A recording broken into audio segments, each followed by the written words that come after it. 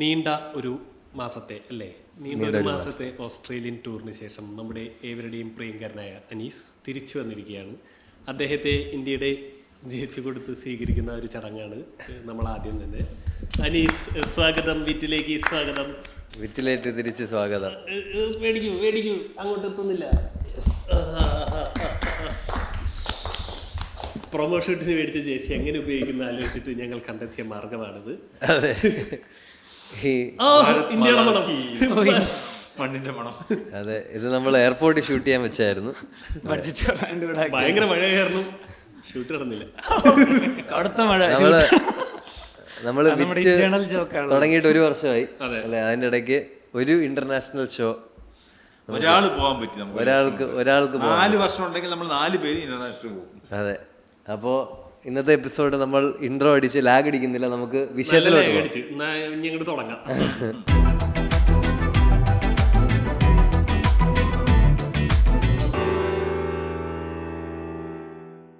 എങ്ങനെയുണ്ടായിരുന്നു ഓസ്ട്രേലിയൻ പര്യടനം? അതല്ല, ചുമ്മാ അതല്ല, മലയാളം സ്റ്റാൻഡപ്പ് കോമഡി രക്ഷപ്പെടാത്തത്. മലയാളം അറിയത്തില്ല. ഓസ്ട്രേലിയയിലും രക്ഷപ്പെട്ടിട്ടില്ലല്ലോ. ഓസ്ട്രേലിയൻ ഷോ അടിപൊളിയായിരുന്നു.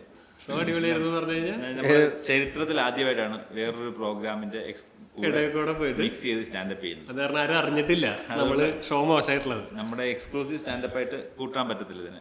ഞാൻ ആദ്യമായിട്ടാണ് ചെയ്യുന്നത്. മുൻപ് ഫോർമാറ്റും നീ എങ്ങനെയാന്ന് പറയാം. ശരിക്കും നമ്മള് മുൻപ് അങ്ങനെ ചെയ്തിട്ടുള്ള ഇന്ത്യക്ക് വേണ്ടി ദീപക് ശബരിയൊക്കെ ചേർന്നിട്ട് സ്റ്റാൻഡപ്പ് കോമഡി ചെയ്തിട്ടുണ്ടായിരുന്നു.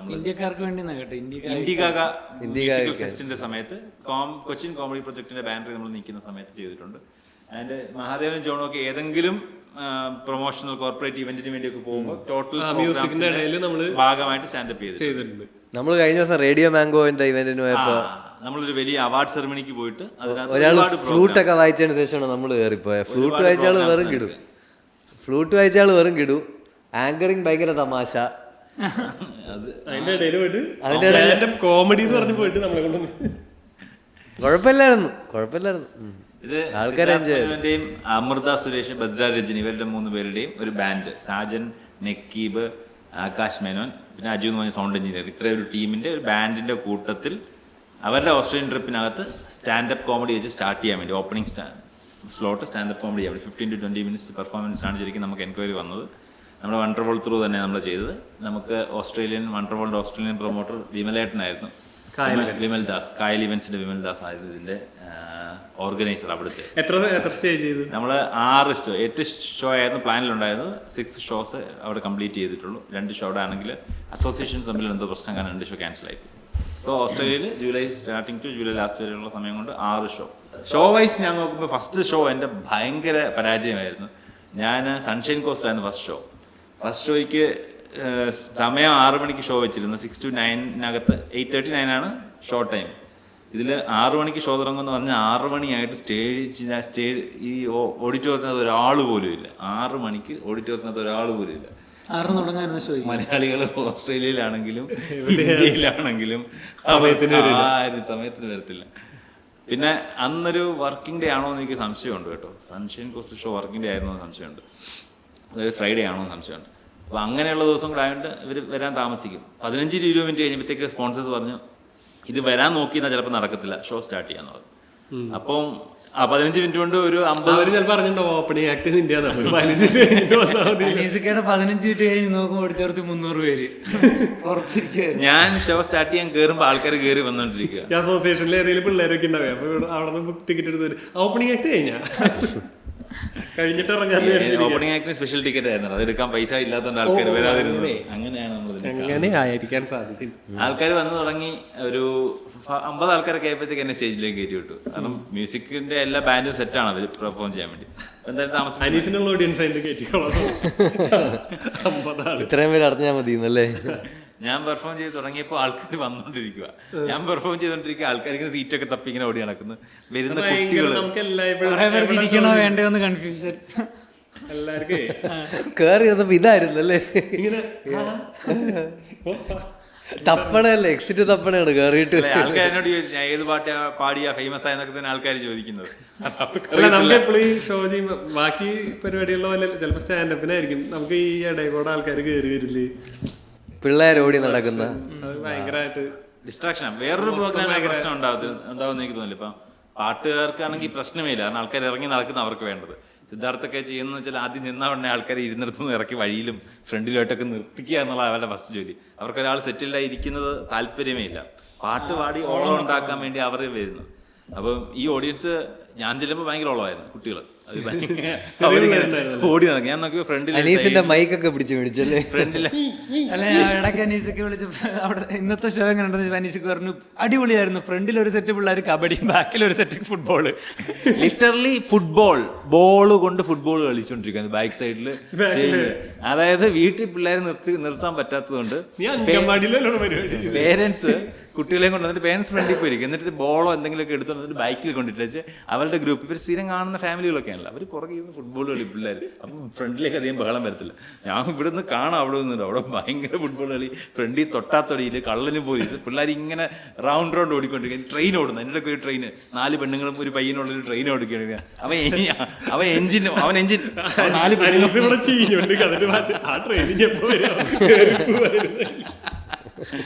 അങ്ങനെ ഫസ്റ്റ് ഷോ ഞാൻ വട്ടത്തിൽ മുഞ്ചി.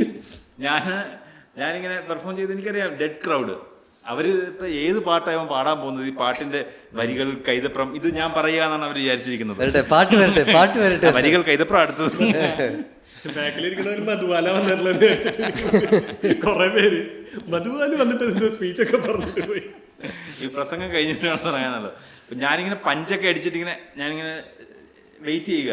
അപ്ലോസ് ഇല്ല, ചിരിയില്ല, ആൾക്കാർ അവരിങ്ങനെ അടുത്തത് അവരിങ്ങനെ മമ്മൂട്ടി മോഹൻലാൽ സാന്താനന്ദമനം മറ്റേ ഗാനം ഗമനം അത് വരാൻ വേണ്ടി ഞാൻ നിർത്തി, ഞാൻ കണ്ടിന്യൂ ചെയ്തു. പിന്നെ ഞാൻ പോസ് കൊടുത്തിട്ടേ ഇല്ല, ഞാൻ അടിച്ചു വിട്ട് സെറ്റ് തീർത്ത്. അതെ, നാടും വീടും വിട്ട് നടക്കണം പുൽച്ചാടി. അവിടെ ഞാൻ ഒരു പാട്ട് പാടിയുണ്ടല്ലോ, ഭയങ്കര ഐഡിയ ആയിരുന്നു. കാരണം ആൾക്കാർക്ക് ജസ്റ്റ് അവർക്കൊന്ന് എൻജോയ് ചെയ്താൽ മതി. അവര് പാട്ട് പാടാൻ വേണ്ടി, പാട്ട് കേൾക്കാൻ വേണ്ടി വന്നിരുന്ന ഓഡിയൻസ് ആയിരുന്നു. ഇനി നമ്മൾ ഓസ്ട്രേലിയ അല്ല, അനീസൊക്കെ പാട്ട് പാടുന്ന കാര്യം, അനീസൊക്കെ മറ്റേ ഒരിടയ്ക്ക് മറ്റേ തല്ലുമാലയില് ആ പാട്ട് ഏതായിരുന്നു, മറ്റേ അതിന്റെ ലിറിക്സ് പാടിട്ട് എപ്പോഴും എന്നോട് നമുക്ക് ഒരുമിച്ച് പാടി അറിയില്ല, നമുക്ക് ഒരുമിച്ച് പാടില്ല. അപ്പൊ എനിക്ക് ചമ്മലാണ്ട് ഞാൻ വേണ്ടെന്ന് പറഞ്ഞിട്ട് നമ്മളൊരു ഷൂട്ടിന് മറ്റേ അനീസക്ക അത്രയും വർഷമായിട്ട് കേട്ടിട്ടുള്ള പാട്ട് പാടി തെറ്റിക്കണ കേൾക്കണേ. ഏകാന്തേന്ദ്രിക നമ്മളാരും കേട്ടില്ല. എനിക്ക് പാടാരെങ്കിൽ ഒറ്റയ്ക്ക് പാടി വൈറലാകത്തില്ല, നിന്നെയൊക്കെ വിളിക്കും. അല്ല, എന്നിട്ട് ഇപ്പൊ പറഞ്ഞ കോൺഫിഡൻസ് ഞാൻ പാടിയിരുന്ന ഒരു നന്നായിട്ട് അവിടെ പാടിയിരുന്നെങ്കിൽ വർക്കായെന്ന്. ആ തമാശ വർക്കായെന്ന്. സോ അങ്ങനെ കഴിഞ്ഞിട്ട് ഞാൻ സ്റ്റേജിൽ നിന്ന് പുറത്തേക്ക് ലക്ഷ്മി ചേച്ചി സുചേതൻ പറഞ്ഞു, മോനെ ഇത് പറ്റത്തില്ല കേട്ടോ, ഇങ്ങനത്തെ ഓഡിയൻസ് പറ്റത്തില്ല, ഞങ്ങൾക്കറിയാം. പുള്ളി നീ വിഷമിക്കൊന്നും വേണ്ട, ഈ ഭയങ്കര പാടുള്ള കാര്യം ഞങ്ങൾക്കറിയാം, ഇത് ഭയങ്കര പാടുള്ള കാര്യം. അത് തന്നെ വലിയ കാര്യം. നമ്മള് ഏത് കോളേജിൽ പോയപ്പോഴാണ് ബാക്കിൽ ഡ്രം കിറ്റ് ഇരിക്കണ്ടായിരുന്നു. ഞാൻ ഡ്രംസ് കൊണ്ടൊക്കെ വെച്ചത്. നമ്മള് കൊല്ലത്തോ തിരുവനന്തപുരത്തോ മൊത്തം ഒരു ഓപ്പണോട് കേൾക്കണ്ടായിരുന്നു പറയുന്നത്. ചേട്ടാ മനസ്സിലാവണില്ല. ഞാൻ ആദ്യം ഓപ്പൺ ചെയ്യാൻ കയറിയിട്ട് 3 തവണ കറണ്ട് പോയി സ്റ്റേജിലിരിക്കുമ്പോ. എന്നിട്ട് പിന്നെ ബ്രിസ്ബെയിൻ ഷോ, സെക്കൻഡ് ഷോ, അതിനകത്ത് കുഴപ്പമില്ലായിരുന്നു. ആദ്യത്തെ ഷോ ആരെങ്കിലും നല്ലത് പറഞ്ഞ എല്ലാവരും നല്ലതേ പറയത്തുള്ളൂ, പക്ഷെ ഇവര് ചിരിക്കത്തില്ല, കൈയിടിക്കത്തില്ല. അവർ പരിപാടിയൊക്കെ കഴിഞ്ഞത്തേക്ക് കണ്ടിട്ടുണ്ട് ആൾക്കാർ, ചിലരൊക്കെ വന്നു കഴിഞ്ഞാൽ കണ്ടിട്ടുണ്ട്. ഒരു പെങ്കൊച്ച് വന്ന് സ്റ്റേജിൽ ഫോട്ടോ എടുക്കാൻ വേണ്ടി വന്നു. അപ്പോഴേ ഞാൻ നമ്മൾ റോസ്റ്റ് ഓസ്ട്രേലിയ ഇല്ലെന്ന് ഞാൻ വിചാരിച്ചോണ്ടിരുന്നു, പക്ഷെ റോസ്റ്റ് ഓസ്ട്രേലിയ പോപ്പുലർ ആണെന്ന് മനസ്സിലായത്. നമ്മുടെ റോസ്റ്റ് അത് നല്ല, വേറെ ഹോളിവുഡ് റോസ്റ്റ് എല്ലാവരും അവിടെ കാണുമല്ലോ, മലയാളികളുടെ റോസ്റ്റ് അവിടെ എത്തിയോ നമുക്കറിയത്തില്ല. ഒരു പെങ്കൊച്ച് ഫോട്ടോ എടുക്കാൻ വന്നു. അപ്പോൾ പെങ്കൊച്ചിൻ്റെ കൂട്ടുകാരൻ അപ്പുറത്ത് അവൻ്റെ അടുത്ത് പോലെ സൂക്ഷിക്കണമെന്ന് പറഞ്ഞു. അപ്പോൾ എനിക്ക് മനസ്സിലായി റോസ്റ്റ് കണ്ടിട്ടുണ്ട് ആൾക്കാരെന്ന്. പിന്നെ പെങ്കൊച്ച് പറഞ്ഞു നിന്നെ സൂക്ഷിക്കേണ്ടത് കുഴപ്പമില്ല വേണ്ടെന്ന് പറഞ്ഞപ്പോൾ ഞാൻ സേഫായി. അനീസിന്റെ മനസ്സിൽ കള്ളല്ലോ. അതെ, അനീസ് പുറത്താണ് കള്ള, സൺഷൈൻ കോസ്റ്റ് കഴിഞ്ഞു. ബ്രിസ്ബെയിൻ അടിപൊളിയായിരുന്നു. ബ്രിസ്ബെയിനകത്ത് ഭയങ്കര ആളായിരുന്നു. ബ്രിസ്ബെയിനായിരുന്നു ഏറ്റവും ക്രൗഡ് ഉണ്ടായിരുന്നത്. ഏറ്റവും വലിയ ഓഡിറ്റോറിയം ബ്രിസ്ബെയിനായിരുന്നു, 1500. അങ്ങനെ അത്ര വലിയ ഓഡിറ്റോറിയം, കിടിലൻ show. Brisbane was lit, totally lit, അടിപൊളി ഷോ ആയിരുന്നു. പിന്നെ അങ്ങോട്ട് കുഴപ്പമില്ല, നിങ്ങളുടെ പെർഫോമൻസ് കുഴപ്പമില്ല, നല്ലായിരുന്നു. ആൾക്കാർ ചിരിക്കും കയടിക്കാം. ഫസ്റ്റ് ലാഫും അപ്ലോസും അവിടെ നിന്നാണ് വരുന്നത്, സൺഷൈൻ കോസ്റ്റ്യൂം ഇല്ലായിരുന്നു. അപ്പം അതിൽ സുഹൃത്തേട്ടൻ ലക്ഷ്മി ചേച്ചിയൊക്കെ പറഞ്ഞു, ഇത് പരിപാടി തീരുമ്പോഴുള്ള കൈഡി അല്ലായിരുന്നു, ഞങ്ങൾ അറിയുന്നുണ്ട്. അതായത് പരിപാടി തീരുമ്പോൾ ഒരു കൈഡി എല്ലായിടത്തും കിട്ടും, സൺഷൈൻ കോസ്റ്റ്യൂം അത് കിട്ടിയായിരുന്നു. അതല്ലാതെ അപ്ലോസ് ഇടയ്ക്ക് വരുന്നത് അറിയാൻ പറ്റും, അവർ ഫീൽ ചെയ്യുന്നുണ്ടായിരുന്നു, അടിപൊളിയായിരുന്നു പറഞ്ഞു. അതിനകത്ത് ആൾക്കാർ ഒരുവിധം സെറ്റിലായി കഴിഞ്ഞാൽ ഷോ തുടങ്ങാൻ പറ്റുക. ബാക്കി എല്ലാ ഷോയിലും മിക്കവാറും ആൾക്കാർ വന്നുകൊണ്ടിരിക്കുന്ന സിറ്റുവേഷൻ ഉണ്ടായിരുന്നു. അങ്ങനെ ഒരു പ്രശ്നം നമുക്ക് ഫേസ് ചെയ്യേണ്ടി വരും സ്റ്റാർട്ട് ചെയ്യുന്ന ഒരാൾക്ക്. ബ്രിസ്ബെയിനിലെ ആൾക്കാർ സമയത്ത് വന്നു. ബ്രിസ്ബെയിനിലെ ആൾക്കാർ ഒരുവിധം സമയത്ത് വന്നു. അത്ര ഡിലേ ആയില്ല. സൺഷൈൻ കോസ്റ്റ് ആയിട്ടും ഡിലേ ആയത്. ബ്രിസ്ബെയിനിൽ എൻ്റെ ഒരു ഫ്രണ്ട് നവനീ എന്ന് പറഞ്ഞ കോളേജിൽ പഠിച്ച ഫ്രണ്ട്, അവൻ ഫാമിലി ആയിട്ട് കാണാൻ വന്നിട്ടുണ്ടായിരുന്നു. അപ്പോഴാണ് ഈ ഷോയുടെ ടിക്കറ്റിൻ്റെ ചാർജ് എനിക്കറിയാവുന്നത്. നമുക്കറിയത്തില്ല എന്ത് ടിക്കറ്റ് റേറ്റ് അവർ വിൽക്കുന്നത്. അപ്പോൾ അവൻ second section, first front section ഉണ്ടായിരുന്നു, second section, third section, fourth section, അങ്ങനെ 4 സെക്ഷനായിട്ട് ടിക്കറ്റ് വിൽക്കുന്നത്. അവൻ സെക്കൻഡ് സെക്ഷനിലായിരുന്നു. അപ്പോൾ അവനോട് ഞാൻ ചോദിച്ചു ടിക്കറ്റ് റേറ്റ് ഏതാണ്. അപ്പോൾ ഞാൻ $100 ടിക്കറ്റിലായിരുന്നു. അതിൻ്റെ ഫ്രണ്ടിൽ 150 ഉണ്ടായിരുന്നു. സോ $5,600 വരും. Ticket 8,000 front row. അപ്പം എനിക്കൊന്നും അവിടെ അത് വലിയൊരു റേറ്റ് അല്ല. അപ്പോൾ ആൾക്കാർ മലയാളികളുടെ ഷോ കാണാൻ പോയ, സിനിമ കാണാൻ അല്ലെങ്കിൽ അങ്ങനെയുള്ള ഷോയ്ക്ക് പോയാൽ $200-300 കൊടുക്കുമായിരിക്കും. അത് അത്യാവശ്യം ടിക്കറ്റ് സെല്ലിംഗ് നടന്നായിരുന്നു. ദെൻ കെയ്ൻസ്, ടൗൺസ്വില്ല്, അത് കഴിഞ്ഞ് അഡിലേഡ്, ബലാരറ്റ്, അങ്ങനെ മൊത്തം 6 ഷോ.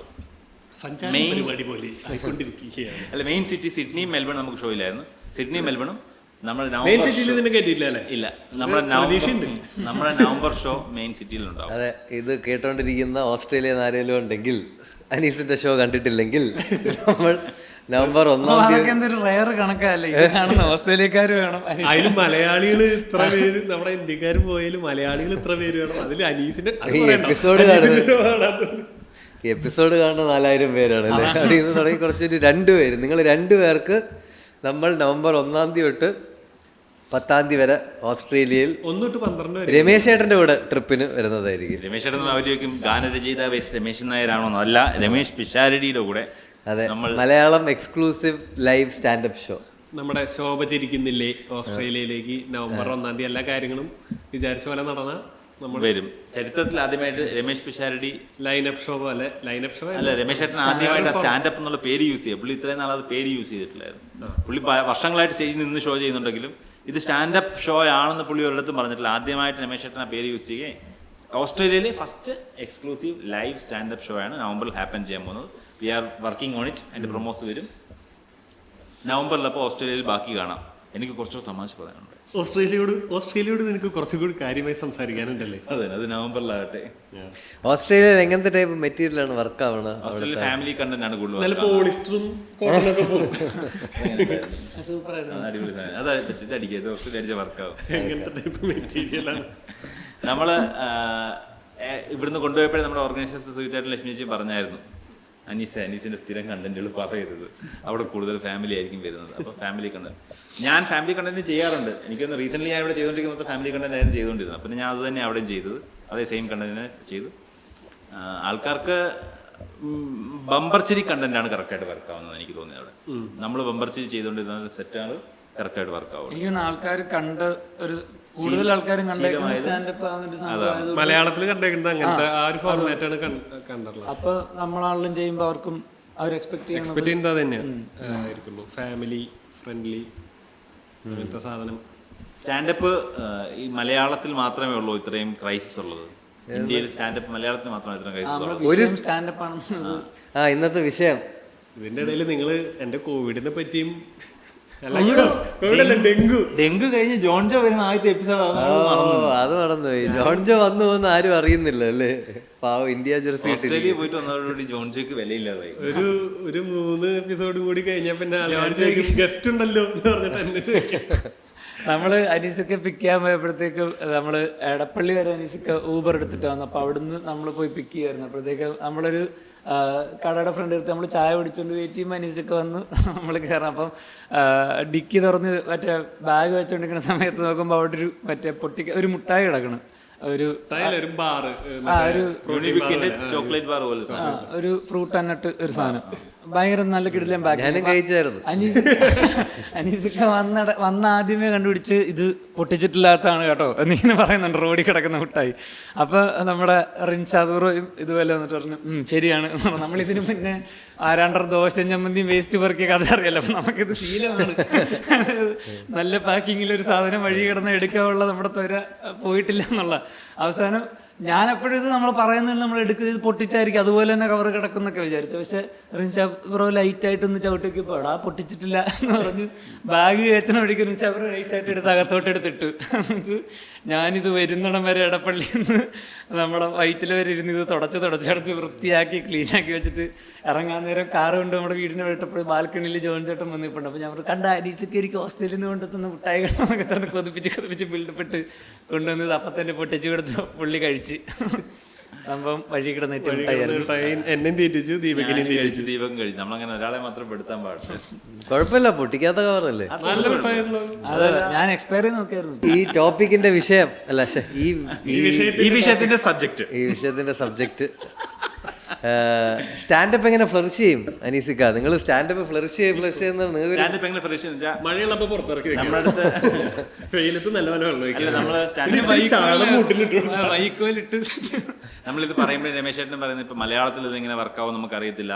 അതുപോലെ നോർത്ത് ഇന്ത്യയിലൊക്കെ ആൾക്കാരുള്ള പോലെ ആയിട്ടില്ല എന്ന് ഓസ്ട്രേലിയയിൽ നിന്നും വിമലേട്ടനൊക്കെ പറയും, സുവിത്തേട്ടനൊക്കെ പറഞ്ഞപ്പോൾ ഞാൻ അവരോട് വന്നിട്ട പോയിന്റേ ഉള്ളൂ. നമ്മൾ ഈ പറയുന്നത് ഇന്നത്തെ സിറ്റുവേഷൻ കണ്ടിട്ടാണ് പറയുന്നത്. അതായത് ഇന്ന് വീർദാസ് ഒരു ഷോ ചെയ്യുമ്പോൾ 10,000 രൂപ കൊടുത്ത് പുള്ളിയുടെ ഫ്രണ്ടിൽ വന്ന് കാണാൻ ആളുണ്ട് ഇന്ത്യയിലും അമേരിക്കയിലും. അപ്പോൾ അതിവിടെ നടക്കില്ല എന്ന് പറയുന്നത്, വീർദാസ് ഫസ്റ്റ് ഡേ എന്താ ചെയ്തതെന്ന് നമുക്ക് ആർക്കും അറിയത്തില്ല. വീർദാസ് ഷാഹിദ് കപൂറിൻ്റെ അസിസ്റ്റൻ്റായിട്ട്, സെക്കൻഡ് ഹീറോ ആയിട്ട്, തേർഡ് ഹീറോ ആയിട്ടൊക്കെ പടത്തിൽ അഭിനയിച്ചിട്ട് ബോളിവുഡിൽ ഹിന്ദി സിനിമയിൽ വർക്കാവാതെ പുള്ളി സ്റ്റേജ് ഷോയും പിടിച്ചു വന്ന ഒരു കാലഘട്ടം പുള്ളിക്കുണ്ടായിരുന്നു. എന്റെ പോയിട്ടുള്ളത് ദുൽഖർ സൽമാന്റെ കൂടെ അഭിനയിച്ച്. പിന്നെ പക്ഷെ ഇപ്പൊ മറ്റേ കെനി ബിസ്വയൊക്കെ ജൂനിയർ ആർട്ടിസ്റ്റിന്റെ തേർഡ് റോയില്ല, തേർഡ് ആക്ടർ, സെക്കൻഡ് ഹീറോയൊന്നുമല്ല. മലയാളം ഹിന്ദി തമ്മിൽ ആ ഒരു ഡിഫറൻസ് ഉണ്ടാവില്ല. എന്താ പറയാ കെന്നിയും ഇല്ല. അവരൊക്കെ ഞാനിപ്പോ 5-6 വർഷമായി ചെയ്യാൻ തുടങ്ങി. 6 വർഷം അത് ഞങ്ങൾ കൂട്ടത്തില്ല. നീ ഞങ്ങളുടെ കണക്ക് പോയത് നമ്മൾ രണ്ടിൽ പിടിച്ച 6 വർഷമായി. 6 വർഷത്തില് ഈ എല്ലാരും നന്നായിട്ടുണ്ടായിരുന്നു. നിന്റെ ശബരിയുടെയും 6 ഞങ്ങൾ കൂട്ടത്തില്ല. നമ്മുടെ 3 നമ്മൾ 3 വർഷം നോക്കിയാൽ ദീപക് മോഹൻ ഈ പോഡ്കാസ്റ്റ് തുടങ്ങിയ പറഞ്ഞ 21 എപ്പിസോഡ് ഇടാങ്ങിയത് ഒരു രക്ഷയില്ലാതെ കയറി പോകുന്നു. ഇതിപ്പോ 28 ആയില്ലേ? അങ്ങനെയല്ല പറഞ്ഞത്. 21 എപ്പിസോഡ് ഇടുകയാണെങ്കിൽ അതൊരു ശീലമാകും. നമ്മൾ എപ്പിസോഡ് കണ്ടിന്യൂ ചെയ്യുന്നത് അത് സത്യമാണല്ലോ. നമുക്കിത് പോഡ്കാസ്റ്റ് ചെയ്യണം എന്നുള്ളത് ഭയങ്കര പ്രയർ സാധനമായിട്ട് മാറിയല്ലോ. അതെ, നമ്മൾ ചെയ്തു പോകുന്നുണ്ടല്ലോ. നമ്മൾ കറക്റ്റായിട്ട് ചെയ്യുന്നത്. അതായത് ഓസ്ട്രേലിയയിൽ നിന്നും ബാംഗ്ലൂരിൽ നിന്നും ഒക്കെ ആൾക്കാർ വന്നാൽ ഇപ്പൊ പോഡ്കാസ്റ്റ് ചെയ്യുന്നത് അല്ലേ? ഈ പോഡ്കാസ്റ്റ് ചെയ്യാൻ വേണ്ടി ഞാൻ ഓസ്ട്രേലിയയിൽ നിന്നും അവൻ ബാംഗ്ലൂരിൽ നിന്നും വന്നു, മധുര കട്ട് ചെയ്തിട്ട് നിൽക്കുന്നു, മഹാദേവൻ ആലപ്പുഴയിൽ നിന്ന്. ഒന്നാമത്തേന് ഞാനിത് ആദ്യം തൊട്ടേ കുറച്ച് ഇറിറ്റേറ്റഡാണ്. ഞാൻ ഇത് ആദ്യം പറയാമെന്ന് വിചാരിച്ചിരുന്ന, പിന്നെ എനിക്ക് തന്നെ മനസ്സിലാവുകൊണ്ട് ഞാൻ ഇത് മനസ്സിൽ കിടക്കുന്നുണ്ട്. അതായത് ഞാൻ കഴിഞ്ഞ ദിവസം ഇങ്ങോട്ട് വന്നപ്പം വിചാരിച്ചത് പോഡ്കാസ്റ്റ് ഇത് ലാസ്റ്റായിട്ട് ചെയ്യാം, എന്നിട്ട് ഷൂട്ടിനിടെ തന്നെ നിങ്ങളോട് പറയാമെന്നാണ് വിചാരിച്ചത്. കാരണം ഒന്നാമത്തേന് ഞാൻ ഈയിടെ മറ്റേ എനിക്ക് എന്നെ തകർക്കാൻ ഒരു 3 കമൻറ്റ് മതി. ഞാൻ ചില ദിവസം ഞാൻ കഴിഞ്ഞ ഒരാഴ്ച ഒരു ദിവസം പെട്ടെന്ന് ഭയങ്കരമായിട്ട് മോട്ടിവേറ്റഡ് ആയി 2-3 നല്ല പോസിറ്റീവ് കമൻറ്റും പഴയ 2-3 വിട്ടോക്സും ഒക്കെ ഇരുന്ന് കണ്ടപ്പം നമ്മുടെ രസമുള്ള പരിപാടിയാണ്. ഇതുപോലെ ചില ആൾക്കാർ പറയുമല്ലോ, ഇത് ഇഷ്ടമുള്ളവർക്ക് ഭയങ്കര ഇഷ്ടമാണ്, ഇത് കുറച്ചുകൂടെ ആൾക്കാർ കാണണം എന്ന് ആഗ്രഹിക്കുന്ന ആൾക്കാരുണ്ട്. അപ്പം അങ്ങനത്തെ ഒരു ലെവലിൽ പോകണ്ട. അപ്പോൾ ഈ പറഞ്ഞ പ്രശ്നം ഇതാണ്. ഞാൻ എൻ്റെ ഏറ്റവും വലിയ പ്രശ്നം ഞാൻ ഈ പറഞ്ഞു വരുന്ന കാര്യം വിട്ടുപോകണത്. അപ്പോൾ ഞാൻ പറഞ്ഞ ഈ പോഡ്കാസ്റ്റ് തുടങ്ങുമ്പോൾ എനിക്കൊന്നാമത്തേന് ഇതിനകത്ത് വലിയ താല്പര്യമില്ലായിരുന്നു. കാരണം ഞാൻ ഇത് പല എപ്പിസോഡിലും പറഞ്ഞിട്ടുണ്ട്, പക്ഷെ ഇത് കട്ടായി പോയിട്ടുണ്ട്. അതായത് എനിക്ക് ഈ പറഞ്ഞ പോലെ ഒരുപാട് ഒരു വിഷയം എടുത്തിട്ട് സംസാരിക്കുന്നില്ല, അല്ലെങ്കിൽ ഡിബേറ്റ് പോലെ 2 ഇതായിട്ട് സ്പ്ലിറ്റ് ഇരുന്ന് സംസാരിക്കണതോ, അല്ലെങ്കിൽ ഒരു വിഷയത്തിനെ പറ്റി വെറുതെ എല്ലാവർക്കും ഒരു വിഷയത്തിൽ അഭിപ്രായമുണ്ട്. ഇപ്പോൾ ഈ പറഞ്ഞ വെറുതെ എനിക്ക് നെഗറ്റീവായിട്ട് എൻ്റെ രീതിയിൽ എന്നെക്കുറിച്ച് അഭിപ്രായം പറഞ്ഞ കമൻറ്റുകളിൽ അവരുദ്ദേശിക്കുന്ന പോലെ ഞാൻ സംസാരിക്കുന്നില്ല. അല്ല, ഞാൻ കഴിഞ്ഞ ദിവസം ഒരു കമൻ്റ് ഉണ്ട്, ഞാൻ മറ്റേ കടലക്കറി തുടങ്ങി കടലാക്രമണത്തിൽ നിർത്തുന്നു എന്നുള്ള സാധനം. അതായത് ഞാൻ ചിലരോട് ഒരുപാട് സംസാരിക്കാറില്ല. ഞാൻ പൊതുവേ സംസാരിക്കാറില്ല. ഞാൻ സംസാരിക്കുമ്പം എനിക്ക് ചുരുക്കി സംസാരിക്കാൻ അറിയത്തില്ല. അപ്പം ഞാൻ സംസാരിക്കുമ്പോൾ ഞാൻ ഭയങ്കരമായിട്ട് അതിൻ്റെ വേറെ ബ്രാഞ്ച് കഥ പറഞ്ഞു പോകും. ചിലപ്പോൾ ഞാൻ തന്നെ വിഷയം വിട്ടുപോകും. വേറൊരാൾ ആയിട്ട് ഞാൻ ഭയങ്കര ആക്റ്റീവായിട്ടുള്ളൊരു കോൺവെർസേഷൻ നടക്കുകയാണെങ്കിൽ അവർ ചിലപ്പോൾ മറ്റേതാണെന്നുള്ള അനീസിക്കൊക്കെ ലിങ്ക് ഇട്ട് തരും. അപ്പം ഞാൻ ശരിക്കും സംസാരിക്കുവാണെങ്കിൽ, ഇൻട്രസ്റ്റോടെ സംസാരിക്കുകയാണെങ്കിൽ ഭയങ്കര വലുതായി പോകും സംസാരം. അപ്പോൾ ഞാനിത് ഒരിടയ്ക്ക് ഇത് കുറയ്ക്കാൻ ശ്രമിച്ചിട്ടുണ്ട്. അപ്പം ഞാൻ ചെയ്യുന്ന പരിപാടി എന്ന് വെച്ചാൽ, ഞാൻ അത്രയും കംഫർട്ടബിൾ ആയിട്ടുള്ള, അല്ലെങ്കിൽ ഞാൻ അത്രയും നേരം സംസാരിച്ചാലും അത് കേൾക്കുന്ന ആൾക്കാരോട് മാത്രം ഞാൻ അങ്ങനെ സംസാരിക്കും. അല്ലാത്ത ഒരാളോട് ഞാൻ ഭയങ്കര ചുരുക്കി സംസാരിക്കുന്ന ഒരാളാണ്. അപ്പോൾ ഞാൻ ഇവിടെ ഇരിക്കുന്ന സമയത്ത് എനിക്കിത് ഏത് ഫോർമാറ്റ് സംസാരിക്കാൻ അറിയത്തില്ല. അപ്പോൾ എനിക്ക് തന്നെ സംസാരിക്കുമ്പോൾ അറിയാം, ഇത് കുറേ കൂടെ ചുരുക്കി പറഞ്ഞില്ല ആൾക്കാർക്ക് ബോറടിക്കും. എൻ്റെ തലയിൽ ഈ 100 കാര്യം ഇട്ടിട്ട് ഞാൻ സംസാരിക്കുമ്പോൾ ഞാൻ സംസാരിക്കുന്ന ഒരു കാര്യം പ്രോപ്പറായിട്ട് വരാറില്ല. എനിക്ക് തന്നെ പോഡ്കാസ്റ്റ് കാണുമ്പോൾ തോന്നുന്നു, ഞാൻ എന്തിനാ ഇത് പറയണേ, അല്ലെങ്കിൽ ഞാൻ എന്തിനാ അത്രയും പറഞ്ഞു, ഇത് കുറച്ചുകൂടെ ചുരുക്കാം, അല്ലെങ്കിൽ കുറച്ചുകൂടെ എനിക്ക് അനീസൊക്കെ സംസാരിക്കുമ്പോൾ ഒക്കെ തോന്നാറുണ്ട്, ഓക്കെ ഇത് ഭയങ്കര കറക്റ്റായിട്ട് ക്രിസ്പായിട്ട് പറയുന്നു എന്നുള്ളൊരു സാധനം തോന്നാറുണ്ട്. അത് ഓരോരുത്തരുടെ രീതിയാണ്. അപ്പോൾ എനിക്കത് പറ്റത്തില്ല എന്നുള്ളത് നേരത്തെ അറിയാമെന്നുണ്ടെങ്കിൽ ഞാൻ ആദ്യം തൊട്ടേ എനിക്ക് പോഡ്കാസ്റ്റ് എന്നുള്ളൊരു സാധനത്തിലോട്ട് താല്പര്യമില്ലായിരുന്നു. അപ്പോൾ പിന്നെ ഈ സാധനം തുടങ്ങിയ സമയത്ത് ഞാൻ പറഞ്ഞിട്ടുണ്ടായിരുന്നു നമുക്ക് കുറച്ചുകൂടെ കോമഡിക്ക് പ്രാധാന്യം കൊടുക്കാം, നമുക്ക് കൂടുതലും തമാശ വരേണ്ട രീതി. നമ്മൾ ചെയ്യണ ഒരു പോഡ്കാസ്റ്റ് എന്ന് പറയുമ്പോൾ ആൾക്കാർ പ്രതീക്ഷിക്കുന്നതിനകത്തും തമാശ ആയിരിക്കും. അപ്പം നമുക്ക് കൂടുതലും തമാശയ്ക്ക് പ്രാധാന്യം കൊടുക്കാമെന്ന് പറഞ്ഞു. ഇത് പിന്നെ ഇതിനകത്ത് അത് മാറി, നിങ്ങളെല്ലാം മറ്റെന്തെങ്കിലും വിഷയം കിട്ടിയ ഇതിനെ ഭയങ്കര കൂലങ്കഷമായി സംസാരിച്ച് ഇതാക്കി. അപ്പം ഞാൻ കുറേ നേരം മിണ്ടാതിരിക്കും. പിന്നെ എനിക്ക് പേടിയാണ്, അതായത് ഒരാൾ കാര്യമായിട്ട് പറഞ്ഞുകൊണ്ടിരിക്കുന്നതിനിടെ തമാശ പറയാൻ തോന്നും. എനിക്ക് ഈ പോഡ്കാസ്റ്റ് കണ്ടുകൊണ്ടിരിക്കുമ്പോഴും തോന്നും അവിടെ ഇത് അടിക്കായിരുന്നു, അല്ലെ വേറെ അപ്പോഴും തോന്നും. പക്ഷെ അവിടെ അങ്ങനെ അടിക്കുമ്പോൾ ചില ആൾക്കാർ പറയും മറ്റവനെ സംസാരിക്കാൻ സമ്മതിക്കില്ല, ഇവൻ അതിനിടെ കയറി കൊണ പറയുന്നവനാണ്. ഈ പല സാധനങ്ങൾ ആലോചിച്ച് ടെൻഷൻ അടിച്ചിട്ട് ചിലപ്പോൾ മിണ്ടായിരിക്കേണ്ടി വരും. അപ്പം മൊത്തത്തിൽ പ്രശ്നം. എനിക്കിത് ഭയങ്കര ബാധ്യതയായിട്ടുള്ളൊരു സാധനമായിട്ട് മാറിയിട്ടുണ്ടായിരുന്നു. പിന്നെ എനിക്ക് ചെയ്യാൻ പറ്റുന്നതെന്ന് വെച്ചാൽ, നിങ്ങളോട് പലതവണ ഞാൻ പറഞ്ഞു നമുക്ക് ഇതിനെ തമാശ പിടിക്കാം, കുറച്ചുകൂടെ തമാശ പിടിക്കാം. നിങ്ങൾ വരണില്ല, പിന്നെ ഞാൻ മാറുകയെന്നേ ഉള്ളൂ. പിന്നെ ഞാൻ ഈ സംസാരിക്കുന്ന ഫോർമാറ്റിലോട്ടായി. ആ സംസാരിക്കുന്ന സാധനം വരുമ്പോൾ ആൾക്കാർക്ക് ഞാൻ കടലാക്രമണത്തിൽ തുടങ്ങി അവിടെ നിർത്തുന്നു ഇവിടെ നിർത്തുന്നുള്ള സാധനം വരും. അപ്പം എന്ത് ഇത് മറ്റേ കമന്റ് ഇടണ ഒരു വിളിക്കണതാണ്, പിന്നോട് നിർത്താൻ പറയാൻ. ഞാൻ മൊത്തത്തിൽ മടുപ്പടിച്ചിട്ട് ശരിക്കും ഇത്തവണ ഷൂട്ടിന് ഇങ്ങോട്ട് വന്നിട്ടുണ്ടെന്നപ്പോൾ വിചാരിച്ചത് ഈ നമ്മൾ 2 ഷൂട്ടാണല്ലോ പ്ലാൻ ചെയ്തത്. 2ാമത്തെ എപ്പിസോഡ് ഷൂട്ട് ചെയ്യുമ്പോൾ പറയാം ഞാൻ പങ്കെടുക്കണ ലാസ്റ്റ് പിക്ടോക്സ് ആയിരിക്കും. പിന്നെ ഇത് വലുതാണ്, നമ്മളാ കഴിഞ്ഞൊരു ദിവസം ഒരുമിച്ച് നിൽക്കുമ്പോൾ ഈ വൈബൊക്കെ ഞാൻ ബോശാട് എങ്ങനെ പറയും. ഇത് കാരണം നിർത്തിയിട്ട് പോയാൽ ആർക്കും പോയില്ല, ഒന്നും പോകാനില്ല. ഞാൻ പോയാലും പ്രശ്നമൊന്നുമില്ല, ഇത് നടക്കുന്നുള്ള എനിക്ക് പറയാം. പിന്നെ നമ്മുടെ ഒരു വൈബും പരിപാടിയും ഇരിക്കുക എന്നുള്ള സാധനം കൊണ്ടാണ് പിന്നെ ഞാൻ ഇത് വേണ്ടാന്ന് വെച്ചത്. ഞാൻ ഇത്രയും നേരം ഇതിനകത്ത് തീർച്ചയായിട്ടുമായിട്ടാണ് ഇരുന്നത്. എന്നിട്ട് ഞാൻ ഇത് ഇടയ്ക്ക് നിർത്തിയിട്ട് ഞാൻ പറയിക്കാതെ വിചാരിച്ച് അതുപോലെ മോശമായിട്ടാണ് പോകുന്നതെന്ന് തോന്നുന്നു, എന്ന് പിടിക്കാമെന്ന് തോന്നുന്നു എന്നൊക്കെ ഇങ്ങനെ പോണാണ്. അപ്പം അതുകൊണ്ട് എനിക്കൊന്നും അത് എൻ്റെ പ്രശ്നം ഇതാണ്, എനിക്ക് ഒരിടത്ത് തുടങ്ങി ഒരിടത്ത് നിർത്താൻ അറിഞ്ഞൂടാ. ഫഹദ് ഫാസിലും കഴിഞ്ഞ ദിവസം ഒരു ഇന്റർവ്യൂ പറഞ്ഞില്ലേ, അതായത് പുള്ളി ഇതേപോലെ ഒരു പോയിന്റ് പറഞ്ഞ ആ പോയിന്റിലോട്ട് എത്താതെ അതിന്റെ അറൗണ്ട് ഇങ്ങനെ ഇറങ്ങിക്കൊണ്ട് നടക്കും. അതെല്ലാവർക്കും ഉള്ള ഒരു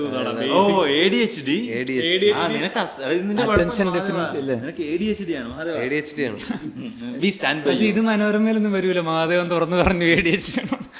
അതല്ല ADHD എല്ലാ ആളും പ്രശ്നം പറഞ്ഞാൽ ഓരോരുത്തർക്ക് സംസാരിക്കാൻ. അല്ല ഞാൻ പറഞ്ഞത് ഞാനും കൂടുതലായിട്ട് ഇതിനെപ്പറ്റി കെയർ ചെയ്യുന്നുണ്ടായിരുന്നു. അതായത് ആൾക്കാർക്ക് ഇത് ഇഷ്ടപ്പെടുമോ, ഇതിൽ കൂടുതൽ സംസാരിച്ച ആൾക്കാർക്ക് ഇത് ബോറടി ആവുമോ, അപ്പോൾ നമ്മളിതിനെ കുറച്ചുകൂടെ എങ്ങനെ രസകരമാക്കാമെന്നൊക്കെ നമ്മൾ ഈ ആവശ്യമില്ലാതെ ഇത് കാണുന്നവരെ പറ്റി ചിന്തിച്ചിട്ടാണ് നമ്മളിത് കോംപ്ലിക്കേറ്റഡ് ആക്കി. എന്നിട്ട് ഇത് കാണുന്നവർ തന്നെ നമ്മളെ ഇത് പറയുമ്പം എനിക്ക് കുറച്ച് ബാഡടിച്ചു എന്നുള്ളൊരു സാധനമുണ്ട്. കാണുന്നവര് എനിക്ക് തോന്നുന്നു ഇഷ്ടമുള്ളവർക്ക് ഇഷ്ടമാണ്, ഇഷ്ടമില്ലാത്തവർക്ക് ഇഷ്ടമല്ല, അത്രേ ഉള്ളൂ. അല്ലാതെ ഇതില് റീസെന്റ് നിനക്ക് നല്ല കമന്റ് ഏതോ കണ്ടിട്ട് നീ ആ കമന്റ് ഏതായിരുന്നു പറഞ്ഞേ, നീ മോട്ടിവേറ്റ് ആയി പോഡ്കാസ്റ്റിന്റെ ഫാൻസ് എന്ന് പറഞ്ഞ ആ ഒരു കമന്റ് നീ കഴിഞ്ഞ ആഴ്ച? ഇല്ല, അത് ഞാൻ എപ്പോഴും നമ്മൾ ചെറിയൊരു നല്ല രീതി കുറച്ച് ആൾക്കാർ ഈ പറഞ്ഞ തന്നെ കുറച്ചുകൂടെ കമന്റുകൾ നല്ല കമന്റുകളല്ലേ. ആകെ ഇടയ്ക്ക് ഞാൻ ഇതുവരെ ഒരു മോശം കമന്റ് വിറ്റോക്സി കണ്ടിട്ടില്ല. പോഡ്കാസ്റ്റിൽ വലിയ കുറവാണ്. ഞാൻ പറഞ്ഞ എന്നെ ടാർഗറ്റ് ചെയ്തേ വരാറുള്ളൂ. എനിക്ക് അതാണ് എനിക്ക് പേഴ്സണലി നീ അങ്ങനത്തെ ഒരു ആംഗിളിൽ നിന്ന് ചിന്തിക്കണോണ്ടാണ്. ഞാൻ പറഞ്ഞ ഇത് നമ്മൾ എന്ത് സാധനം ചെയ്താലും നന്നായിട്ട് പോകണം എന്നുള്ള സാധനമാണല്ലോ. അപ്പൊ വെറുതെ ഞാൻ പറഞ്ഞു ഒന്നാമത്തേന് ഈ പറഞ്ഞ നമുക്ക് ആ ഒരു നമ്മളിപ്പോൾ ബിഗ് ബോസ് എടുത്തിട്ട് ചർച്ച ചെയ്യുമ്പോഴത്തേക്ക് ഞാൻ ബിഗ് ബോസിന്റെ എപ്പിസോഡ് ഞാൻ കഴിഞ്ഞ ദിവസം ഒരു കമന്റ് ഇല്ല, ഞാൻ പറഞ്ഞില്ല നമ്മളെപ്പോഴും നമ്മളിതിന്റെ ഒരു ഗ്രാഫ് നോക്കണമല്ലോ. നമ്മൾ നേരത്തെ ഞാൻ അങ്ങനെ നീ പറഞ്ഞ പോലത്തെ പോയിന്റിലെത്തുമ്പോണ്ടല്ലോ ഞാൻ ചെയ്തിട്ടുള്ള നല്ല സാധനങ്ങളില്ലേ അതിരുന്നെടുത്ത് വെച്ച് കാണും. അപ്പൊ എനിക്ക് എന്നെ തോന്നുന്നു ഞാൻ കൊള്ളാലോ. അല്ല ഞാൻ പറഞ്ഞതാ, ഞാൻ ബിഗ് ബോസിന്റെ കമന്റ് എന്തായിരുന്നു? ബിഗ് ബോസിലെ കമന്റ് ഞാനും ജോൺ ജോയും ബിഗ് ബോസ് കാണുന്നുണ്ട്, പക്ഷെ നമ്മളിത് വെറുതെ കള്ളത്തരം കാണിക്കാണ് മറ്റേ അങ്ങനെ പറയണം. അതിപ്പം മറ്റേ പറഞ്ഞല്ലേ ദുൽഖർ സൽമാൻ ശ്രദ്ധിക്കണം, രമേശ് പിഷാരടി മമ്മൂട്ടിയുടെ സ്വത്ത് കൊണ്ടുപോകുന്നു പറഞ്ഞ കമന്റ് നിനക്ക് മനസ്സിലായില്ലേ? പിന്നെ അങ്ങനെയാണ് ആൾക്കാർ കാണുന്നത്. എനിക്ക് നിങ്ങൾ കാണത്തില്ലെന്ന് പറഞ്ഞാൽ കള്ളത്തരമാണ്. നമ്മൾ പല വിഷയവും സംസാരിക്കാൻ തുടങ്ങിയിട്ട് അവിടെ നിന്ന് നിർത്തുന്നു. നമ്മൾ ഒബ്സർവ് ചെയ്യുന്ന ഓഡിയൻസ് നമുക്കുണ്ടെന്ന് അതിന്റെ അർത്ഥം. നമ്മളുടെ മൈന്യൂട്ട് എക്സ്പ്രഷൻ അല്ല, അത് ഞാൻ പറയണെങ്കിൽ അത് ഒരു അടിപൊളി ഒരു ഇതാണ്. എന്താന്ന് വെച്ചാൽ ഒരാള് അത്ര സമയം എടുത്ത് ഈ പരിപാടി മൊത്തം കണ്ടിട്ട് നമ്മളെ ഭയങ്കര ഒരു ആക്റ്റീവ് ഇൻവോൾവ്മെന്റ് ആണ്. എനിക്കറിയത്തില്ല. അപ്പൊ ഞാൻ പറഞ്ഞ ആ വിഷയം പോലും നമ്മൾ എടുക്കുന്ന നമ്മൾ ഈ പറഞ്ഞ ആശയദാരിദ്ര്യം വരുമ്പോഴായിരുന്നു തോന്നുന്നത്. അല്ല, ആ സമയത്ത് നമുക്ക് നമ്മള് ഓഡിയൻസിന്റെ ഇത് വെച്ചിട്ടല്ലേ ചെയ്തു തരുന്നത്. അതായത് കമന്റ്സ് ബിഗ് ബോസ് വെച്ച് ചെയ്യൂ ആദ്യമായിട്ട് നമ്മൾ അതാന്ന് തോന്നുന്നു. അന്ന് പിന്നെ ട്രെൻഡിങ് ആയി, അതായത് അപ്പൊ ബിഗ് ബോസ് ട്രെൻഡിങ് ആയതുകൊണ്ട് അത് ചെയ്തു, അതുകൊണ്ടാണ് ചെയ്തത്. അല്ല എനിക്ക് ഇതിൽ ആകെയുള്ള ഒരു പ്രശ്നം വ്യൂസ് ഇല്ലാത്ത വ്യൂസ് കുറച്ചുകൂടെ കിട്ടിയിരുന്നു. ഞാൻ സത്യം പറയാനല്ലോ ഇതൊക്കെ എന്നെ എഫക്ട് ചെയ്യണ ഞാൻ വളരെ മുന്നിലെത്തിയതുകൊണ്ട് ഇതൊന്നും എന്നെ എഫക്ട് ചെയ്യണുള്ള ഒരു സാധനം. ഞാൻ ടിക്ടോക്സ് ഇറങ്ങുമ്പോൾ ഇവൻ ഈ സ്റ്റോറിയും സാധനം ഇടും. അപ്പൊ ഇത് സ്റ്റോറി ഇടണ്ടേ എന്നുള്ളൊരു മെനക്കെടില്ല. അപ്പൊ ഞാൻ മറ്റേ വിഗ്രാമിന്ന് എടുത്ത് സ്റ്റോറി ഷെയർ ചെയ്യും. എന്നിട്ട് ലിങ്ക് എടുത്ത് യൂട്യൂബിൽ ഇട്ട് കഴിഞ്ഞാൽ ഒരു വലിയൊരു പണി കഴിഞ്ഞ പോലെ അന്നത്തെ ദിവസം ഞാൻ ഒരു പണി ചെയ്ത പോലെ. അല്ല ഞാൻ പറഞ്ഞ എനിക്ക് ഏറ്റവും എന്ന് വെച്ചാൽ ഈ പറഞ്ഞ ഇതിനകത്ത് ഞാൻ ഇത്ര ഇറിറ്റേറ്റഡ് ആണുള്ള കാര്യം എന്ന് വെച്ചാൽ ഞാൻ ഒരു പോയിന്റ് ഞാൻ പറഞ്ഞില്ല ആദ്യം ഇത് തുടങ്ങുമ്പോൾ എനിക്ക് വലിയ ഇൻട്രസ്റ്റ് ഇല്ലായിരുന്നു. അതായത് ഈ പറഞ്ഞ എനിക്ക് ഒരു വിഷയത്തിനെ പറ്റി വെറുതെ ഇരുന്ന് സംസാരിക്കണോ ഡിബേറ്റ് ചെയ്യണോ അതൊന്നും ഇഷ്ടമല്ല. എന്തിനാണ് വെറുതെ ആവശ്യമില്ലാതെ സംസാരിക്കണം എന്നുള്ളൊരു കാര്യം ആ ഒരു സംഭവം. പക്ഷെ പിന്നെ ഈ പറഞ്ഞ പോലെ ചെയ്യുന്ന പ്രോസസ്സിൽ പിന്നെ നമ്മൾ അതിനകത്തോട്ട് ഇൻവോൾവ് ആവാന്നുള്ള സാധനം കൊണ്ട് ഞാൻ പിന്നെ ഇതായി പരിപാടി. അവിടുന്ന് ഞാൻ ശരിക്കും വിട്ടോക്സ് ഇഷ്ടപ്പെട്ട് തുടങ്ങിയിട്ട് കുറച്ചേ ആയിട്ടുള്ളൂ. അതായത് ഞാൻ വെയിറ്റ് ചെയ്യണം, എനിക്കറിയത്തില്ല ഇതെന്നാ അപ്ലോഡ് ചെയ്യണമെന്ന്. സീരിയസ് ആയിട്ടും ഇതെന്നാ വരണമെന്ന് എനിക്കറിയത്തില്ല. ഞാൻ അങ്ങനെ കാണാറുമില്ല. ഇടയ്ക്ക് ആ ഒരു പോയിന്റ് ആയി കഴിഞ്ഞപ്പോഴാണ് ഞാൻ പിന്നെ ഇത് കാണാൻ തുടങ്ങിയത്. ഞാൻ സീരിയസ് ആയിട്ടും കഴിഞ്ഞൊരു 5-6 എപ്പിസോഡിന് മുന്നേ പിന്നെ ഞാൻ ഇതിങ്ങനെ വ്യാഴാഴ്ച ആയിരുന്നെങ്കിൽ കാണായിരുന്നു, ഇത് ഇറങ്ങിയിരുന്നേ കണ്ടു നോക്കായിരുന്നു. ആ ശരിക്കും. അപ്പൊ എനിക്കിങ്ങനെ വ്യാഴാഴ്ച ആയിരുന്നെങ്കിൽ അടുത്ത എപ്പിസോഡ് കാണായിരുന്നു എന്നുള്ള നമുക്കറിയാലോ വരാൻ പോണ എപ്പിസോഡ് കുറച്ചുകൂടെ നല്ലതാണ്. അല്ലെങ്കിൽ ആ ഒരു സാധനത്തിൽ ഞാൻ ഭയങ്കര എക്സൈറ്റഡ്. ഇത് ഇത്ര കയറിയാൽ പോരല്ലോ, ഇത് കുറച്ചുകൂടെ നമ്മൾ വിചാരിച്ചത് ഇച്ചിരി കൂടെ വരുമെന്നായിരുന്നല്ലോ. അല്ലെ കമന്റ്സ് വരുമ്പോൾ അത് കയറി വായിക്കും. അപ്പൊ ഞാൻ ഇടയ്ക്കിടയ്ക്ക് പോയി നമ്മൾ എപ്പിസോഡ് കണ്ടു തീർക്കുകയാണ്. ഈ പോഡ്കാസ്റ്റ് എന്ന് പറഞ്ഞൊരു പരിപാടി ഒരു യൂട്യൂബ് വീഡിയോ വൈറലാവണ പോലെ നമ്മുടെ ഏതെങ്കിലും ഒരു സാധനത്തിൽ കുറെ തമാശ ഉണ്ട് വന്നിട്ട് ഒരു എപ്പിസോഡും വൈറലായിട്ട് കത്തിക്കേറി പോകുന്നുള്ള അങ്ങനത്തെ ഒരു ഇത് എനിക്ക് ഗ്രാജുവൽ ഗ്രോത്ത് തന്നെ. പോഡ്കാസ്റ്റ് അങ്ങനെ ഉണ്ടാവത്തുള്ളൂ. കാരണം 1 മണിക്കൂറോളം നമുക്ക് സ്പെൻഡ് ചെയ്യേണ്ട ഒരു ഗ്രൂപ്പിനെ ഉണ്ടാക്കില്ല ഇതിന്റെ പരിപാടി. 5 മിനിറ്റ് വീഡിയോ കാണാൻ 30 സെക്കൻഡ് വീഡിയോ കാണാൻ ഭയങ്കര രസമായിട്ട് പോയാലും അതിന്റെ റീലുകള് ഭയങ്കര റീച്ച് ആവുന്നതല്ലാണ്ട് ഒരു യൂട്യൂബ് വീഡിയോ അതിന്റെ പീക്കിലേക്ക് ഫാൻസ് എന്ന് പറഞ്ഞ സംഭവം തന്നെ ഉണ്ടാക്കി എടുത്തിട്ട് തന്നെയാണ്. Malayalam movies and political correctness എന്ന് പറഞ്ഞാൽ നമ്മളൊരു ലൈവ് വിട്ടോക്സ് ചെയ്തത് ഞാൻ ഇതുപോലെ കഴിഞ്ഞ ദിവസം എടുത്തിട്ട് പിന്നെയും ഭയങ്കര കേട്ടില്ല എപ്പിസോഡ് എന്ന് വെച്ചാൽ ഞാൻ വിചാരിച്ചു ഇതിനകത്ത് ഇത്ര തമാശ ഉണ്ടോ. നമ്മളെല്ലാവരും ഭയങ്കര അതൊന്നത്തിന് ആൾക്കാരിരിക്കും, നമ്മൾ ആ സ്റ്റാൻഡപ്പ് പെർഫോം ചെയ്യണ ഒരു വൈബ് തന്നെ കിട്ടിയോണ്ടായിരിക്കും. ഭയങ്കര രസം. ആ സാധനം എനിക്ക് ഫുള്ള് കണ്ടപ്പോൾ തോന്നി ഇതുപോലെ ഇത് ഇത്രയും ക്വാളിറ്റി ഉള്ളൊരു സാധനം ഈ കിടന്നിട്ട് ആൾക്കാർ ഇത് കാണുന്നില്ലോ, കാരണം അറിയാത്തതുകൊണ്ടാണല്ലോ. അല്ലെങ്കിൽ ചിലപ്പോൾ നമുക്ക് ഭയങ്കര ഒരു ഫാൻ ഫോളോയിങ് ഉണ്ടായിരുന്നെങ്കിൽ ആ എപ്പിസോഡൊക്കെ കുറച്ചുകൂടെ ഒക്കെ സെലിബ്രേറ്റ് ചെയ്യപ്പെട്ടാനേന്ന് തോന്നുന്നു. പക്ഷെ അതിലോട്ട് എത്താതിരിക്കുമ്പോൾ ഇടയ്ക്ക് വരുമ്പോൾ ആൾക്കാർ ഇങ്ങനെ കമന്റ് ഇടും. ഇതുപോലെ ചിലർ ഭയങ്കര ഡിസപ്പോയിന്റ്, ഇത് ഇത്രയും ക്വാളിറ്റി ഉള്ള സാധനമായിട്ട് ഇത് ഇത്ര ആൾക്കാരിലോട്ട് എത്തുന്നില്ലല്ലോ എന്നുള്ള സാധനം. ബ്രോ ഒരുത്ത നമ്മളെ മനസ്സിലാക്കിയല്ലോ എന്നുള്ള സമാധാനം നമുക്കുണ്ടല്ലോ. 250 കോടി മുടക്കി ഇന്ത്യൻ 2 എടുത്തു ശങ്കർ. ആ പടത്തിന് അന്ന് ഫസ്റ്റ് ഡേ തൊട്ട് ആൾക്കാർ തന്തയ്ക്ക് തലക്ക് ആ മനുഷ്യന് അയാള് പറയണു ഞാൻ ഇത്ര അത് ആരാന്ന് പറഞ്ഞു 35 കൊല്ലം കൊണ്ട് ഉണ്ടാക്കിയ ലെഗസിയാണ് പുള്ളി ഒറ്റ പടത്തിൽ. അതായത് ഇന്നലെ വന്ന പിള്ളേരൊക്കെ വന്നിട്ട് ശങ്കറിന്റെ താടിമ തോണ്ടിട്ട് ഇവനൊക്കെ ഗ്രാഫിക്സ് എന്താണെന്ന് അറിയാത്തൊരു കാലഘട്ടത്തില് ഇവിടെ വിസ്മയം കൊണ്ടുവരുന്ന മനുഷ്യനാണ്. അപ്പൊ പുള്ളിക്കും പാളും, അപ്പൊ ആളും ആൾക്കാരെ അടിക്കും. അല്ല ഞാൻ പറഞ്ഞ ആളും ആ പ്രോസസ് എൻജോയ് ചെയ്തിട്ടുണ്ടാവും.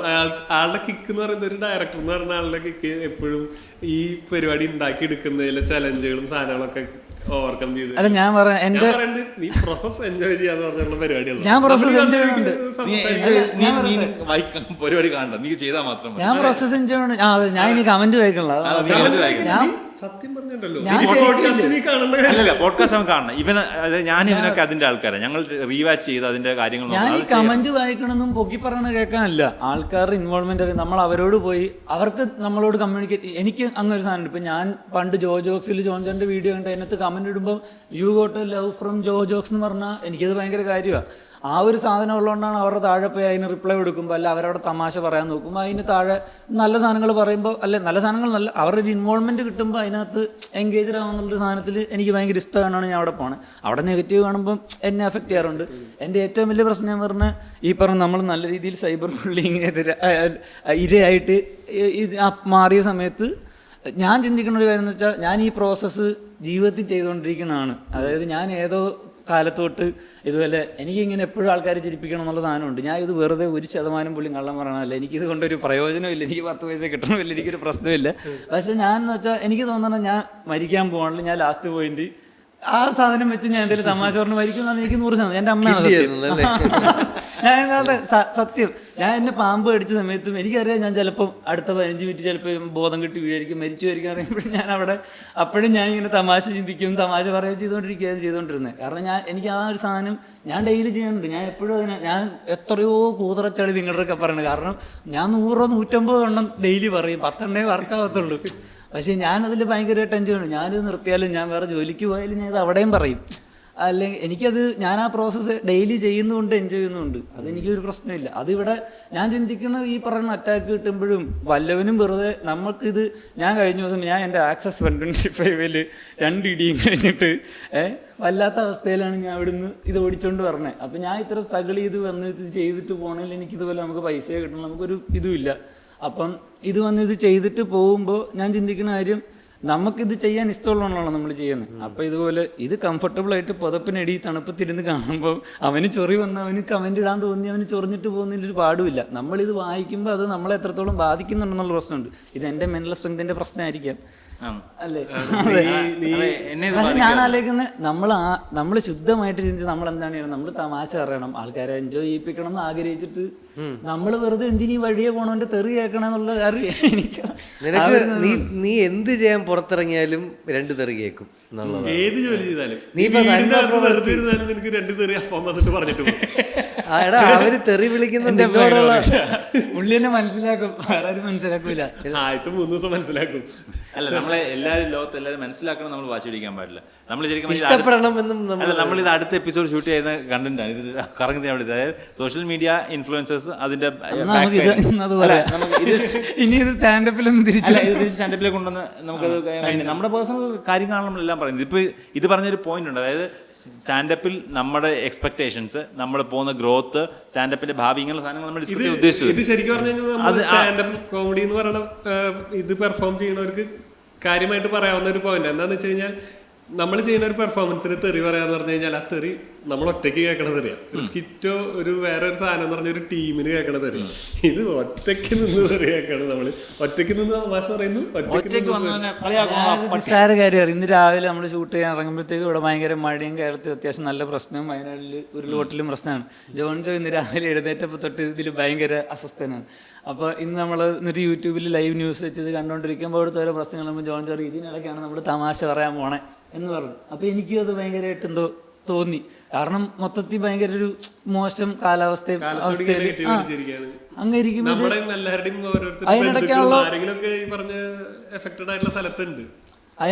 നമ്മൾ തമാശ പറയാൻ പോണേന്നുള്ള സാധനം പറഞ്ഞപ്പോൾ എനിക്കും തോന്നി ആ ഒരു സംഭവം. പക്ഷെ നമ്മൾ അതിനെപ്പോലും വാല്യൂ ചെയ്യുന്നുണ്ട്. അല്ല നമ്മളെന്നല്ല, ഞാനിപ്പോൾ അതിനത്ര വാല്യൂ എനിക്ക് പുള്ളി പറഞ്ഞപ്പോഴത് അങ്ങനെ ഫീൽ ചെയ്ത്. പക്ഷെ നമ്മളതുവരെ ചിന്തിക്കുന്നുണ്ടെന്നുള്ളത് അല്ല, life has to go on എന്നൊരു സാധനം ഉണ്ട്. അതായത് ഇപ്പം നമുക്കറിയാം, ഇന്ന് നമ്മളിപ്പോൾ ചിരിച്ച് സംസാരിച്ചുകൊണ്ടിരിക്കുമ്പോൾ ലോകത്ത് മിനിമം ഒരു 10,000-20,000 പേര് ചുമ്മാ മരിക്കുന്നുണ്ട്, പല രീതിയിൽ മരിക്കുന്നുണ്ടാവും. പട്ടിണി കിടക്കുന്ന ഒരു 5-10 കോടി ആൾക്കാരുണ്ടോ, 5-10 കോടി ആൾക്കാർ പട്ടിണി കിടക്കുന്നുണ്ട്. അതുണ്ടാവും. ഞാൻ പറഞ്ഞ ഇത് ഈ സാധനം മിക്സായി പോകുന്നിടത്താണ് ലൈഫ് എന്ന് പറയുന്നത്. അപ്പൊ അത് തമാശ പറഞ്ഞില്ലെന്ന് പറഞ്ഞാൽ ഉരുൾപൊട്ടല് നിൽക്കുകയോ അല്ലെങ്കിൽ നമ്മൾ ഈ ആൾക്കാർ എഫക്ട് ആവാതെ ഇരിക്കുകയോ ചെയ്യൂലോ. ഫ്ലോറിലേക്ക് വരുമ്പോൾ നമ്മുടെ മാനസികാവസ്ഥ ഇല്ല, ശരിക്കും പറഞ്ഞാൽ നമ്മളെ ഞാനൊരു കോമിക്കിനെ സംബന്ധിച്ചിടത്തോളം പലപ്പോഴും നമ്മൾ പോയി പറയുന്ന സാധനത്തിൽ നമ്മുടെ ഒരു വേദനയുടെ സാധനത്തെ നമ്മൾ കോമഡി ആക്കാറുണ്ട്. എല്ലാവരും ചെയ്തിട്ടുണ്ടാവും. നമ്മുടെ ഒരു വേദനയുടെ സാധനത്തെ നമ്മൾ തന്നെ വേറൊരുത്തിൻ്റെ നമ്മുടെ തന്നെ നമ്മൾ നീയും ചെയ്തിട്ടുണ്ടാവും, ഞാനും ചെയ്തിട്ട് എല്ലാവരും ചെയ്തിട്ടുണ്ടാവും. ശരിക്കും ലൈഫ് അത്രേ ഉള്ളൂ.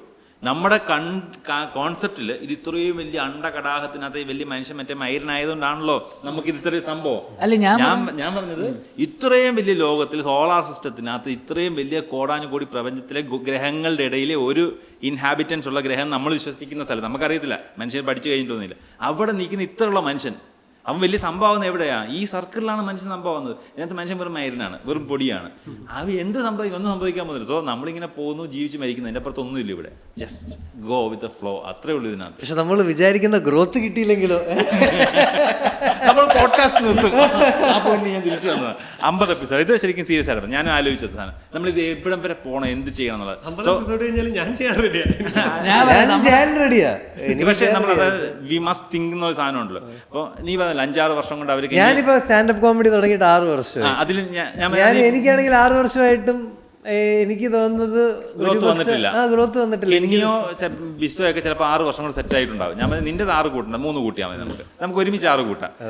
നമ്മൾ ഒരുമിച്ച് 6 കൊല്ലം വർക്ക് ചെയ്തിട്ട് സ്റ്റാൻഡപ്പ് സെറ്റ് ആയില്ലെന്നുണ്ടെങ്കിൽ എനിക്ക് നമ്മൾ വേറെ റീതിങ്ക് ചെയ്യണം. 2, പോഡ്കാസ്റ്റ് 50 to 100 എപ്പിസോഡ്സിനകത്ത് ഒരു മാറ്റം ഉണ്ടായിട്ടില്ലെങ്കിൽ 10K ഒരു മാറ്റം ഉണ്ടായില്ലെങ്കിൽ പോഡ്കാസ്റ്റ് നിർത്തണം. നിർത്തുക എന്ന് പറഞ്ഞാൽ നിർത്തിയിട്ട് വേറെ ട്രൈ ചെയ്യണം. വേറെ എന്ത് ചെയ്യാൻ അടുത്ത പരിപാടി അത് ആലോചിക്കണം. അതിനുവേണ്ടി ഇത് അനീസൊക്കെ പണ്ട് പറഞ്ഞിട്ടുള്ള അനീസയ്ക്ക് ഒരു വൈബ് തോന്നിയിട്ടാണ് അനീസക്ക് ഇത് ചെയ്യണം. അനീസൊക്കെ മൂഡ് പോയി കഴിഞ്ഞാൽ പരിപാടി ഞാൻ ജനിച്ചത് ഇതിനു വേണ്ടിയാണെന്ന് ഞാൻ വിശ്വസിക്കുന്നില്ല. അല്ല, ഈ സ്റ്റാൻഡപ്പിന്റെ കാര്യം ഞാനിപ്പോൾ ബാംഗ്ലൂർ പോയതിനു ശേഷം ഞാൻ കുറേ സ്റ്റാൻഡപ്പ് കോമഡി കാണുന്നുണ്ട്. കാരണം ഫ്രീ ആയിട്ട് കാണാൻ പറ്റുന്നു. അല്ലെങ്കിൽ തന്നെ വലിയ ഇപ്പം ഞാൻ കെന്നി, വീർദാസ്, ബസ്സി തുടങ്ങിയവരൊക്കെ ലൈവ് കണ്ടു. അതിൽ ഏറ്റവും കൂടുതൽ വർക്കാവുന്ന സത്യം പറഞ്ഞാൽ അവരുടെ തന്നെ ക്രൗഡ് വരുന്നതാണ്. കാരണം ഇവർ പോകുന്ന മുമ്പേ ഓപ്പണിംഗ് ആക്ട് 2 പേര് വരും. അവരും ആക്ച്വലി നല്ല തമാശകളും, പക്ഷെ അവരെ കേൾക്കാൻ ആൾക്കാർക്ക് താല്പര്യമില്ല അവർ പറയുന്നതിൽ. എന്നാലും പക്ഷെ അത്രയും എക്സ്പീരിയൻസ് ഉള്ള ആൾക്കാർ പറഞ്ഞു വന്ന അവസാനം ഒന്ന് ഓളം കയറ്റുന്നുണ്ടെങ്കിലും ഇവർ വന്ന ഉടനെ വീരദാസ് വന്ന് കയറുന്ന തൊട്ട് വീരദാസിന് സ്റ്റാൻഡിങ് ഒവേഷനാണ്. വീരദാസ് എന്ത് ചെയ്താലും അതിലാൾക്കാർ വീരദാസ് അത് ചെയ്തു എന്നുള്ളൊരു സാധനമുണ്ട്. അപ്പം ഇതില് നമ്മൾ ആദ്യം തുടങ്ങിയ വീർദാസിന്റെ എക്സാമ്പിൾ ആണല്ലോ. വീർദാസ് ആ ബ്രാൻഡ് ബിൽഡ് ചെയ്തത് 10 വർഷത്തിൽ കൂടുതലാണല്ലോ. 12 എത്രാമത്തെ കൊല്ലം പുള്ളി സ്റ്റാൻഡപ്പ് ചെയ്യുന്നത്. 10+ years ആയിട്ടില്ലേ? 10+ yearsലാണ് അത് ഉണ്ടായത്. ഇപ്പം ജോർജ് 20 കൊല്ലം ജൂനിയർ ആർട്ടിസ്റ്റിൽ നിന്ന് എത്തിയതാണ്. അല്ല, അപ്പൊ വഴിതെറ്റിക്കുന്നല്ല ഇത് തിരിച്ച് ഞാൻ ഇത് മുന്നേ എപ്പിസോഡിൽ ഇല്ലാതെ മുന്നേ ഇത് പറഞ്ഞിട്ടുള്ള നമ്മൾ ഈ പറയുന്ന സ്റ്റോറി അല്ലാതെ 25,000 സ്റ്റോറി ഫെയിലിയേഴ്സ് ഉണ്ട്. ഇതേ സാധനം എല്ലായിടത്തും ഉണ്ട്. ഈ വർഷം മെഡിക്കൽ സീറ്റിൽ 1500 സീറ്റിന് വേണ്ടി 5 ലക്ഷം 10 ലക്ഷം ആൾക്കാർ എഴുതുന്നത്. നമ്മൾ പറയുന്ന 1500 പേര് ഡോക്ടർ ആവുന്നുള്ളൂ. ഈ 10 ലക്ഷം ആൾക്കാർ എവിടെ പോകുന്ന ആരും ചിന്തിക്കുന്നില്ല. ഇത് അങ്ങനെയാണ്, ഇതിന്റെ സിസ്റ്റം അങ്ങനെയാണ്. So we must focus on the 1500 seats. നമ്മൾ അത് മാത്രം നോക്കിയാൽ മതി. നമ്മൾ എത്തിയതിൽ ആർക്കും ഒന്നും പോയില്ല, നമുക്ക് മാത്രമേ പോകാനുള്ളൂ. എനിക്ക് സ്റ്റാൻഡപ്പിൽ തോന്നിയൊരു സാധനം അതാണ്. അതായത് ഒന്നെങ്കിൽ നമുക്കൊരു ഈ ഒരു ഫീൽഡിൽ ഒന്നെങ്കിൽ സ്റ്റാർ ആവണം, അല്ലെങ്കിൽ ജോലിയായിട്ട് ചെയ്യാൻ ഇത് നല്ലൊരു സാധനമല്ലേ. ഇപ്പൊ നമ്മൾക്ക് അല്ലേ എന്ന് വെച്ചാൽ നമുക്ക് വേണ്ടാത്തൊരു നമ്മൾക്കൊരു വാല്യൂ ഇല്ലാത്തൊരു പരിപാടിയിലൊക്കെ പോകുന്നതെന്ന് പറഞ്ഞാൽ ഭയങ്കര ക്രിഞ്ചാണ് സത്യം പറഞ്ഞാൽ. അവിടെ പോയി 90% ലോകത്തിലെ ആൾക്കാർ അങ്ങനെയാണ് ജീവിക്കുന്നത്. അതായത് അവർക്ക് ഇഷ്ടമില്ലാത്ത അല്ല, ഞാൻ പറഞ്ഞ ജോലി ചെയ്യുന്ന അതിനെക്കാട്ടി ഭേദമാണെന്നാണ് എനിക്ക് തോന്നിയത്. അല്ല, എനിക്ക് ജോലി ചെയ്യുന്നത് കുറച്ചുകൂടെ ഭേദമാണ്. കാരണം അത്രയും ഫിനാൻഷ്യൽ സാധനമുണ്ട്, അത്രയും ബഹുമാനം അവിടെ കിട്ടുന്നുണ്ടെന്നുള്ളൊരു സാധനമുണ്ട്. ഇവിടെ ആണെങ്കിൽ സത്യം നമ്മൾ പറഞ്ഞു വന്നത് നമുക്ക് ഒരു സാധനത്തിലേക്ക് അച്ചീവ് ചെയ്യാൻ വേണ്ടി ആൾക്കാർ വർക്ക് ചെയ്യുകയും അത് എത്താതിരിക്കുകയും ചെയ്യുന്നത് ലോകത്തിന്റെ മെയിൻ സംഭവങ്ങളിലൊന്നാണ്. എനിക്ക് ഈ കള്ളത്തിനാണ് പിടിക്കാൻ പറ്റാത്തത്. അതായത് ഒരു കട്ട് കഴിയുമ്പോഴത്തേക്ക് പഴയ എനർജി തന്നെ സംസാരിക്കുക, മനസ്സിലാവാത്ത പോലെ വിഷയം പറയുക. ഇതിപ്പോൾ നമ്മൾ കട്ട് ചെയ്തിട്ട് വന്നതാണ്. ആൾക്കാർക്ക് അത് ചിലപ്പോൾ മനസ്സിലായി. കാരണം നമ്മുടെ എഡിറ്റർ അടിപൊളിയായിട്ട് അത് പിടിച്ച് ചെയ്യുന്നത് നമുക്ക് ആൾക്കാർക്ക് മനസ്സിലായത് നമ്മൾ കട്ട് ചെയ്യുന്നുണ്ട്. നമ്മൾ കട്ട് ചെയ്ത് തന്നെ പിടിക്കുന്നത്. പക്ഷേ നമ്മുടെ പ്രൊഫഷന്റെ ഭാഗമായിട്ട് ഇപ്പോൾ 45 മിനിറ്റ് തള്ളിയിട്ട് ക്യാമറ മാത്രം സ്റ്റേജിൽ നിന്നിട്ട് നമ്മളിങ്ങനെ പറഞ്ഞുകൊണ്ടിരിക്കുമ്പോൾ ഒരുത്തൻ ഇൻട്രാക്ഷൻ തടസ്സപ്പെടുത്തും, കൺഫേം ആണ്. അപ്പം അവിടുന്ന് അവനോട് ഇൻട്രാക്ട് ചെയ്തിട്ട് തിരിച്ച് അവിടുന്ന് അതേ മോഡൽ കൊണ്ടുപോകലാണല്ലോ നമ്മുടെ ജോലി. എന്നെ സംബന്ധിച്ചിടത്തോളം നമ്മൾ കഴിഞ്ഞ ഒരു 25 വർഷത്തിൽ ഞാൻ വർക്ക് ചെയ്തിട്ടുള്ള പല ടീമിലും എൻ്റെ ബെസ്റ്റ് ടീമാണ് നിങ്ങൾ. ഈ ഗ്രൂപ്പ് ബെസ്റ്റ് ആണ്. ആൻഡ് അത് എന്നെ സംബന്ധിച്ചിടത്തോളം അത് റിസൾട്ടുമാണ്. 2021 നമ്മൾ മീറ്റ് ചെയ്യുമ്പോൾ ഞാൻ ആദ്യം ഇവന്മാരെ കണ്ടതിന് ശേഷം നിന്നെ കാണുന്നു. അതപ്പോൾ ടീം കംപ്ലീറ്റ് ആയി. അതായത് ഇവന്മാരെ കണ്ടതിന് ശേഷം നിന്നെ കാണുമ്പോൾ ടീം കംപ്ലീറ്റ് ആയി. 2021 നവംബറിൽ നമ്മൾ മീറ്റ് ചെയ്യുമ്പോൾ നമ്മുടെ ടീം അന്ന് കംപ്ലീറ്റ് ആണ്. 2024 നവംബറിൽ നമ്മൾ ഓസ്ട്രേലിയൻ ടൂർ ചെയ്യും ഒരു ടീം മെമ്പറിനോട് കൂടി, രമേശ് സ്പെഷ്യാലിറ്റി. സോ എന്നെ സംബന്ധിച്ചിടത്തോളം 3 years നമ്മൾ നല്ല ഗ്രോത്തിലാണ്. രമേശ് ചേട്ടൻ രമേശ് ചേട്ടൻ നമ്മൾ ടീം മെമ്പർ ആവുന്നില്ല. നമ്മുടെ ഗ്രൂപ്പിൽ ഷോയ്ക്കകത്ത്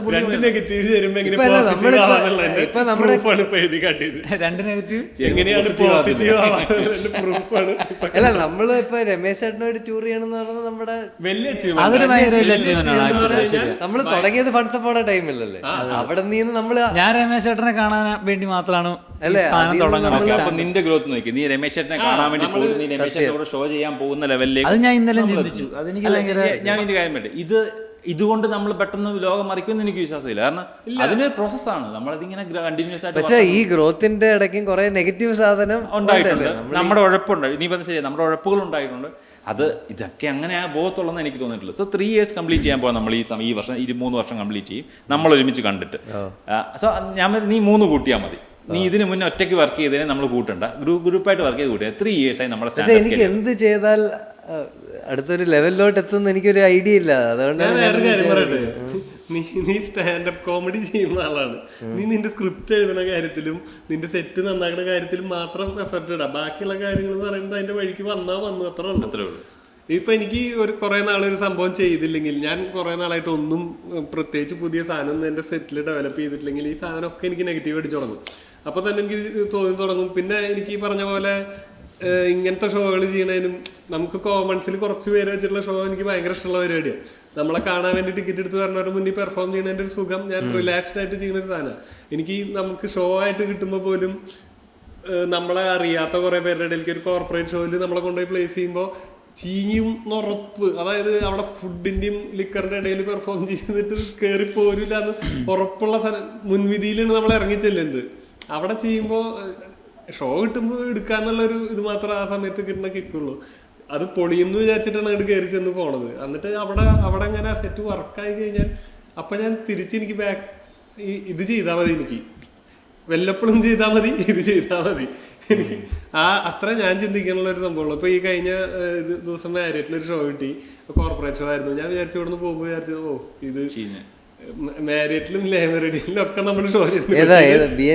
BNIയുടെ ഷോ എല്ലായിടത്തും നമ്മൾ ഷോ ചെയ്തിട്ടുണ്ട്. നമുക്ക് ചിലയിടത്തുനിന്ന് വളരെ ഇതായിട്ടുള്ളൊരു, അതായത് നമ്മൾ പറയണത് ഒരു പൊട്ടനവിടെ എന്തോ ചെയ്യുന്നുണ്ട്, ഇവിടെ ആൾക്കാർ ശ്രദ്ധിക്കാണ്ടിരിക്കുന്ന ഈ ഫോർമാറ്റിലെ പൂവാറെന്നല്ല ചില സ്ഥലങ്ങളിൽ. അപ്പൊ ഞാൻ പ്രതീക്ഷിക്കുന്ന ഒരു സാധനം ഇത് തന്നെയാണ്. കോർപ്പറേറ്റ് ഷോ എന്ന് കേൾക്കുമ്പോൾ എന്റെ മൈൻഡിൽ വരുന്നൊരു സംഭവമാണ്. പക്ഷെ BNIയുടെ ഷോ എന്ന് പറയുന്നത് അടിപൊളി ഓഡിയൻസ്. അവര് ആ മെമ്പേഴ്സ് തന്നെ കുറെ സാധനങ്ങൾ പെർഫോം ചെയ്യണ്ടായിരുന്നു സ്റ്റേജിൽ. അതൊക്കെ കഴിഞ്ഞ് അവർ ജാതി എനർജി ലെവലിൽ ആ സ്റ്റേജിൽ നിന്ന് കയറുമ്പോൾ കിട്ടുന്ന ഒരു എനർജി ഉണ്ടല്ലോ. ഒരു സ്റ്റേജിൽ ഒരു സാധനം ചെയ്തിട്ട് നമ്മൾ അവിടെ അത് ഒരു പരിപാടി വിജയിക്കോ ഇല്ല എന്നുള്ളതല്ല. ഞാൻ ഈ ആക്ട് ലാബിൽ പ്ലേ ഒക്കെ ചെയ്യുന്ന സമയത്ത് നമ്മൾ ഈ സാധനം കംപ്ലീറ്റ് റിഹേഴ്സൽ ചെയ്ത് ഡയലോഗ് കാണാപ്പാടം പഠിച്ച് അത് കോമഡി അല്ലല്ലോ ചെയ്യണ സാധനം, സീരിയസ് സാധനമാണ്. ആരും ചിരിക്കാനൊന്നും പോകില്ല, നമുക്ക് അറിയാൻ പോകില്ല. കഴിയുമ്പോൾ ഒരു കയ്യടി മാത്രമേ കിട്ടാൻ പോകുള്ളൂ. ചിലപ്പോൾ ചീഞ്ഞ് നാറിയിട്ട് ഉണ്ടാവുമായിരിക്കും. പക്ഷേ ഈ സാധനം നമ്മൾ പഠിച്ചു വെച്ചൊരു സാധനം ചെയ്ത് കഴിഞ്ഞ് സ്റ്റേജിൽ നിന്ന് ഇറങ്ങുമ്പോൾ നമുക്കൊരു എനർജി ഉണ്ട്, ഒരു ഹൈ ഉണ്ട്. അത് നമ്മൾ വിചാരിക്കണേ അടിപൊളി, എൻ്റെ ഡയലോഗ് തെറ്റിയില്ല, എൻ്റെ ടൈമിങ് തെറ്റിയില്ല, ഞാൻ കറക്റ്റ് സമയത്ത് കയറി വന്നു. ഈ സാധനമൊക്കെ ചെയ്ത് കഴിയുമ്പോഴൊക്കെ കിട്ടുന്ന ഒരു ഹൈ. അതുപോലത്തെ ഒരു ഹൈയിലായിരുന്നു ഈ പറയുന്ന ആൾക്കാർ ഇരിക്കുന്നുണ്ടായിരുന്നു. അന്ന് ഞാനും മാധവനും കൂടിയാണ് ഷോ ചെയ്ത്, ഞങ്ങൾ പെർഫോം ചെയ്തു. നല്ല റെസ്പോൺസ് ആയിരുന്നു. അത് കിട്ടിക്കഴിഞ്ഞപ്പോൾ ഞാൻ ഭയങ്കര ഹാപ്പി ആയിരുന്നു. എനിക്കൊരു 1 മാസത്തേക്ക് ഓടാൻ ആ സാധനം മതി. ഞാൻ ബലിയാടായിട്ടാണ്, ഞാനാണ് ഓപ്പൺ ചെയ്തത്. ഓപ്പൺ നമ്മൾ രണ്ടുപേരും കൂടിയല്ലേ? എന്നിട്ട് ജോൺ ചേട്ടൻ ക്രൗഡ് വർക്ക് ചെയ്തു. എന്നുവെച്ചാൽ ആൾക്കാർ ഹൈ കിട്ടി. അല്ല ഞാൻ പറഞ്ഞ അങ്ങനല്ല ഞാൻ പറഞ്ഞത്. അതായത് ആദ്യം ഒരു ഇച്ചിരി സമയം എടുക്കുമല്ലോ അവർ ഇതുമായിട്ടൊന്ന് അഡ്ജസ്റ്റഡ് ആയി വരാനും. ഇതാണ് ഇതിന്റെ ഒരു പാറ്റേൺ മനസ്സിലാക്കാൻ. ആണോ? അത് പറഞ്ഞു കഴിഞ്ഞാൽ നീ രണ്ടാമത് കയറി വന്നിട്ട് ഊക്കിയത് തന്നെയാണ്. അവൻ രണ്ടാമത്തെ ക്രൗഡ് വർക്ക് എന്ന് പറഞ്ഞ് പിടിച്ചത് എന്റെ സെറ്റിനെയും എന്നെയും കളിയാക്കിയിട്ടാണ് അവൻ ഒരു 10 മിനിറ്റ് പെർഫോം ചെയ്തത്. അല്ല, അത് നമ്മൾ ആദ്യം ചെല്ലുന്നപ്പോൾ ഇവർ ഇതുപോലെ തന്നെ ഈ കോർപ്പറേറ്റ് എന്ന് പറഞ്ഞാൽ അവർ പൈസ കൊടുത്ത് വെക്കുന്ന ഒരാൾ വന്ന് തെളിച്ചിട്ട് ആ ഒരു സാധനം. ചിലപ്പോൾ ചില ടേബിള് ഒന്നാമത്തെ ചില ഫുഡ് എടുത്തിട്ടായിരിക്കും ഇരിക്കണം.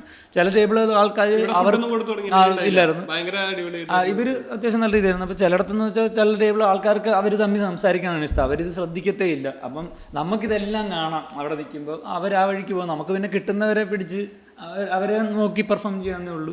അപ്പോൾ ഇതുപോലെ ചെല്ലുമ്പോൾ ആദ്യത്തെ ഒരു 5 മിനിറ്റിൽ ഇവർ ഇതുപോലെ എവിടെ തമാശയുടെ ആ സാധനം ചോദിച്ചുകൊണ്ടിരിക്കും.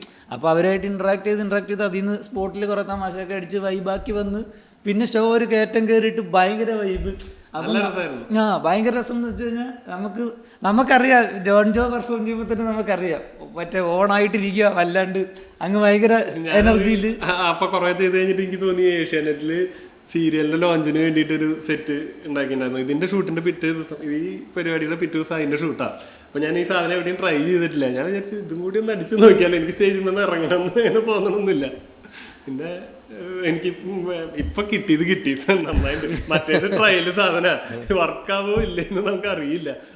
നല്ല കിടില ഷോ ആയിരുന്നു, അടിപൊളി. അല്ല, നമുക്ക് അങ്ങനെ ഷോ കിട്ടിയാൽ നമ്മൾ ഭയങ്കര ഷോ മാസത്തിലൊരു പ്രാവശ്യം അതുപോലത്തെ ഒരു ഷോ ചെയ്ത് കഴിഞ്ഞാൽ ഭയങ്കര ഹാപ്പിയാണ്. എനിക്ക് അതുപോലെ തന്നെ ഞാൻ ഏഷ്യാനെറ്റിന്റെ ലോഞ്ചിന് ഞാൻ ചെയ്ത പരിപാടി നന്നായിരുന്നു, അടിപൊളിയായിരുന്നു. എനിക്കും ആ സെറ്റ് ഭയങ്കര രസമായിരുന്നു. നമ്മളെല്ലാവരും ഡിസ്കസ് ഒക്കെ ചെയ്തിട്ടൊക്കെ സെറ്റ് ചെയ്തിട്ടുണ്ടായിരുന്നത്. അപ്പോൾ ആ സാധനം ഞാൻ അവിടെ പെർഫോം ചെയ്യുമ്പോൾ കലവൂർ രവികുമാർ സാറാണ് സ്ക്രിപ്റ്റ് റൈറ്റർ, ആളാണ് ഏഷ്യാനെറ്റിന്റെ ഫിക്ഷന്റെ ഇതിലുള്ളതെന്ന് തോന്നുന്നു. അപ്പോൾ ആളെ ചെന്ന് കണ്ടു, ഞാനവിടെ പെർഫോം ചെയ്തു. നമുക്കെപ്പോഴും പെർഫോം ചെയ്ത് കഴിഞ്ഞിട്ട് നമ്മളെ ആൾക്കാർ വന്ന് ഒരു ഷെയ്ക്കൻ്റെ വേണേലും കെട്ടിപ്പിടിക്കുന്നതിലും നമ്മുടെ ഷോ എങ്ങനെയുണ്ടെന്ന് മനസ്സിലാവും. അപ്പോൾ ആൾ വന്നിട്ട് ഞാൻ സ്ക്രീനിൽ അവിടെ മോണിറ്ററിൽ കണ്ട് ഞാൻ കുറേ ചിരിച്ചു എന്നൊക്കെ പറഞ്ഞിട്ട് ആള് സോണത്തൊക്കെ തട്ടിയിട്ട് ആ 2 ദിവസമാണ് എൻ്റെ ഈ ഒരു 6 മാസത്തെ അത് അല്ല അങ്ങനെ നോക്കിയാൽ ഇന്നലെ രമേശ് ചേട്ടൻ മായതിനെ പറ്റി എന്താ പറഞ്ഞത്? നിങ്ങളല്ലേ പറ, ഞാൻ പറഞ്ഞാൽ എക്സാക്ട് ഡയലോഗ് ഞാൻ മറന്നുപോയി. ഞാൻ അപ്പം അവനോട് പറഞ്ഞു, എടാ ഇതിൽ കൂടി നിനക്ക് എന്താ വേണം ഞാൻ ചോദിച്ചത്. പുള്ളി നമ്മളെ ജനറലി എല്ലാവരെയും പറ്റി പറഞ്ഞു, ഇപ്പം നിങ്ങൾ തമാശ പറഞ്ഞിരിപ്പിക്കുന്നുള്ള കാര്യം നമ്മൾ തള്ളേണ്ട കാര്യമില്ലല്ലോ, അതുള്ളതാണ് നിങ്ങൾ പ്രൂവ് ചെയ്താണെന്ന് പറഞ്ഞിട്ട് ദേവനെ പറ്റി പറഞ്ഞു. കറക്റ്റ് ഇപ്പോൾ ഞാൻ അപ്പം നിർത്തിച്ചിരുന്നു, ദേവൻ നമുക്കിത് റെക്കോർഡ് ചെയ്താലോ എന്ന് ചോദിച്ചു.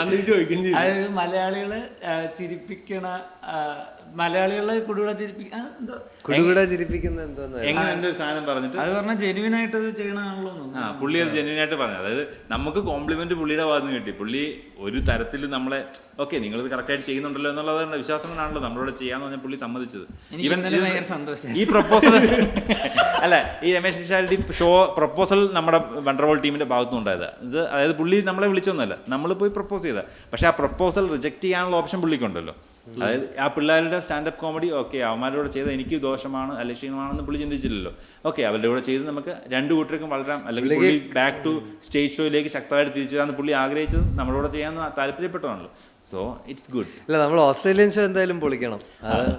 അതെ, ഇനി നമ്മൾ എഫേർട്ട് ഇടുന്ന സാധനം ഓസ്ട്രേലിയൻ ഷോ നമ്മൾ അടിപൊളിയാക്കിയ നല്ലതാണ്. നമ്മൾ വേറെ വീഡിയോയും കരിയർ നശിപ്പിക്കില്ല, അത്ര എനിക്ക് പറയാനുള്ളത്. അതെ അതെ, രമേശ് ചേട്ടൻ എടുക്കുന്ന ഒരു വലിയ റിസ്ക് ആണ് അത്. അതെ, പുള്ളി എടുക്കുന്ന വലിയ റിസ്ക് ആണ് നമ്മളോട് ഷോ ചെയ്യുക എന്നുള്ളത്. അത് സത്യം തന്നെയാണ്. കാരണം പുള്ളി എപ്പോഴും സ്റ്റേജ് ഷോ സക്സസ് ആക്കിയത് എപ്പോഴും ഒരു 4-5 സിനിമാ നടന്മാര്, 4-5 പിന്നണി ഗായകര്, 4-5 സ്കിറ്റിന്റെ ഗ്രൂപ്പ് ചേർന്ന് ഇത്രയും വലിയ ഷോ ആണ്. ഇതിൽ നമ്മൾ ആകെ 5 പേരെ ഷോയ്ക്ക് പോകുന്നുള്ളൂ. അപ്പോൾ ആ ഷോ സക്സസ് ആക്കുന്നത് നമ്മുടെ ഉത്തരവാദിത്തമാണ്. അതെ അതെ, കാരണം എനിക്ക് തോന്നുന്നു ഓസ്ട്രേലിയൻ ഷോ ഹിറ്റായാൽ പിന്നെ രമേശ് ചേട്ടൻ ഇത് കുറച്ചുകൂടെ ആക്റ്റീവായിട്ട് ചിലപ്പോൾ കേരളത്തിലും പലയിടത്തൊക്കെ ചെയ്താൽ അപ്പോൾ പിന്നെ സ്റ്റാൻഡപ്പ് കാണാൻ ഒരു ക്രൗഡ് വരും. ഒരു സ്റ്റാൻഡപ്പിന് വീണ്ടും ഒരു നല്ലൊരു മൂവ്മെന്റ് ഉണ്ട്. മലയാളം സ്റ്റാൻഡപ്പ് കോമഡി രക്ഷപ്പെടാൻ പോകുന്നതിന്റെ ഒരു സ്റ്റാർട്ടിംഗ് ആയിട്ട് തന്നെ നമ്മൾ ഇതിനെ കാണുന്നത്. സിനിമ ഇൻഡസ്ട്രി ഒന്നും വേറെ പ്രത്യേകിച്ച് ഒന്നുമായിട്ട് കാണുന്നില്ല. നമ്മളൊക്കെ കൂടി ഒരു ഷോ ചെയ്യാൻ ഒരു വലിയൊരു അവസരം കിട്ടി. മൂവി ഇൻഡസ്ട്രി ഭയങ്കര ഇമ്പോർട്ടൻ്റ് ആണ്. ഈ ഷോസിന്റെ ഒക്കെ സക്സസിന് മൂവി ഇൻഡസ്ട്രി ഭയങ്കര കണക്ഷൻ ഇമ്പോർട്ടൻ്റ് ആണ്. ഈ പറയുന്ന ആൾക്കാരെല്ലാം മൂവി ഇൻഡസ്ട്രിക്ക് വേണ്ടി സ്ക്രിപ്റ്റ് ചെയ്യുന്നില്ല. നോർത്ത് ഇന്ത്യയിലെ ആൾക്കാർ നമ്മൾ പറയുന്നത് അവരെല്ലാം കണ്ണനും മറ്റേ ആണെങ്കിൽ അവരൊക്കെ സ്റ്റാൻഡപ്പിന്റെ അല്ല, അവർക്ക് ആ കണക്ഷൻ ഉണ്ടല്ലോ. ഇപ്പം AIB കംപ്ലീറ്റ്ലി മറ്റേ സ്ക്രിപ്റ്റ് ചെയ്തുകൊണ്ടിരുന്ന ഫിലിം ഫെയർ അവാർഡ്സ് സ്ക്രിപ്റ്റ് ചെയ്തുകൊണ്ടിരുന്നത് AIB ആയിരുന്നു. അപ്പോൾ അവർക്ക് ആ ഷോ ഇൻഡസ്ട്രി കണക്ഷൻ ഉണ്ട്. ഇല്ല, ഞാൻ ചേട്ടാ നമ്മൾ ഈ നവംബറിലെ ഷോ പൊളിക്കും എന്ന് പറഞ്ഞാൽ എന്താണ് ചെയ്യേണ്ടത്? നമ്മൾ വല്ലതും ചെയ്യണ്ടേ അതിന്? ഒന്ന് പുതിയ കണ്ടന്റ് എഴുതണം. ഞാൻ എന്തായാലും പുതിയ കണ്ടന്റ് എഴുതുന്നത്. കാരണം ഞാൻ ഓൾറെഡി എൻ്റെ കണ്ടന്റ് ചെയ്തല്ലോ അവിടെ. ഞാൻ ഒരു പുതിയ കണ്ടന്റ് എഴുതും. നിങ്ങളുള്ള കണ്ടന്റ് മോഡിഫൈ ചെയ്യണം, പുതിയതാണോ എന്ന് ഫൈനലൈസ് ചെയ്യുക. രമേശ് ചേട്ടൻ ഒരു പ്ലാൻ ഉണ്ട്, ഒരു സെക്കൻഡ് സെഷൻ, അതായത് ഒരു സ്റ്റാൻഡപ്പും പ്ലസ് വേറൊരു ഇന്ററാക്റ്റീവ് ക്രൗഡ് വർക്ക് സെഷൻ ഉണ്ട്. അത് നമുക്ക് ഒരുമിച്ച് വർക്ക് ചെയ്യാം. അതിൽ അടിപൊളിയായിട്ട് കയറും. സ്റ്റാർട്ടപ്പിലായിട്ട് ഒരു 15 മിനിറ്റ് എല്ലാവരെയും കണ്ടന്റ് പുതിയതാക്കി ഓഡിയൻസിന് പറഞ്ഞ് മനസ്സിലാക്കേണ്ട കാര്യമില്ല. അറിയണം. അതെ അതെ, അത് ശരിയാണ്. നമ്മൾ 5000 പേരോട് നമ്മളിത് പറയാൻ ബാധ്യസ്ഥരാണ്. നിങ്ങളുടെ 5000 പേരിൽ നിങ്ങൾക്ക് ഓസ്ട്രേലിയൻ ഫ്രണ്ട്സ് ഉണ്ടെങ്കിൽ പറയുക, ഓസ്ട്രേലിയയിൽ വരുന്നുണ്ട്. ഓസ്ട്രേലിയ ഫ്രണ്ട്സിൽ കൊച്ചി ഫ്രണ്ട്സ് ഉണ്ടെങ്കിൽ അറ്റ്ലീസ്റ്റ് നമ്മൾ ശനിയാഴ്ച ഇനി തൊട്ട് റീസ്റ്റാർട്ട് ചെയ്യാൻ പോകണം. നമ്മുടെ ക്രൗഡ് വർക്ക് ഷോയ്ക്ക് ഫ്രീ എൻട്രി ആണ്. പിന്നെ ഇൻസ്റ്റാ പേജ് നോക്കി കഴിഞ്ഞാൽ പോസ്റ്റേഴ്സ് വരും. കൊച്ചിയിലുള്ള ഫ്രണ്ട്സോ ഇല്ലെങ്കിൽ ഇന്നലെ രമേശ് ചേട്ടനെ കാണാൻ ഒരു ഫാൻ കുറെ കാലം മെസ്സേജ് മാളനോട് അല്ലേ ഒരു ശനിയാഴ്ചയൊക്കെ വന്ന് കാണാനുള്ളതുണ്ട്. നമ്മള് ആദ്യത്തെ 2 ആഴ്ച ഫ്രീ കൊടുക്കാം. അതല്ല, ഒരു മാസം കൊടുത്തേക്കാം. ഓപ്പൺ മൈക്ക് പോലെ പോവാം.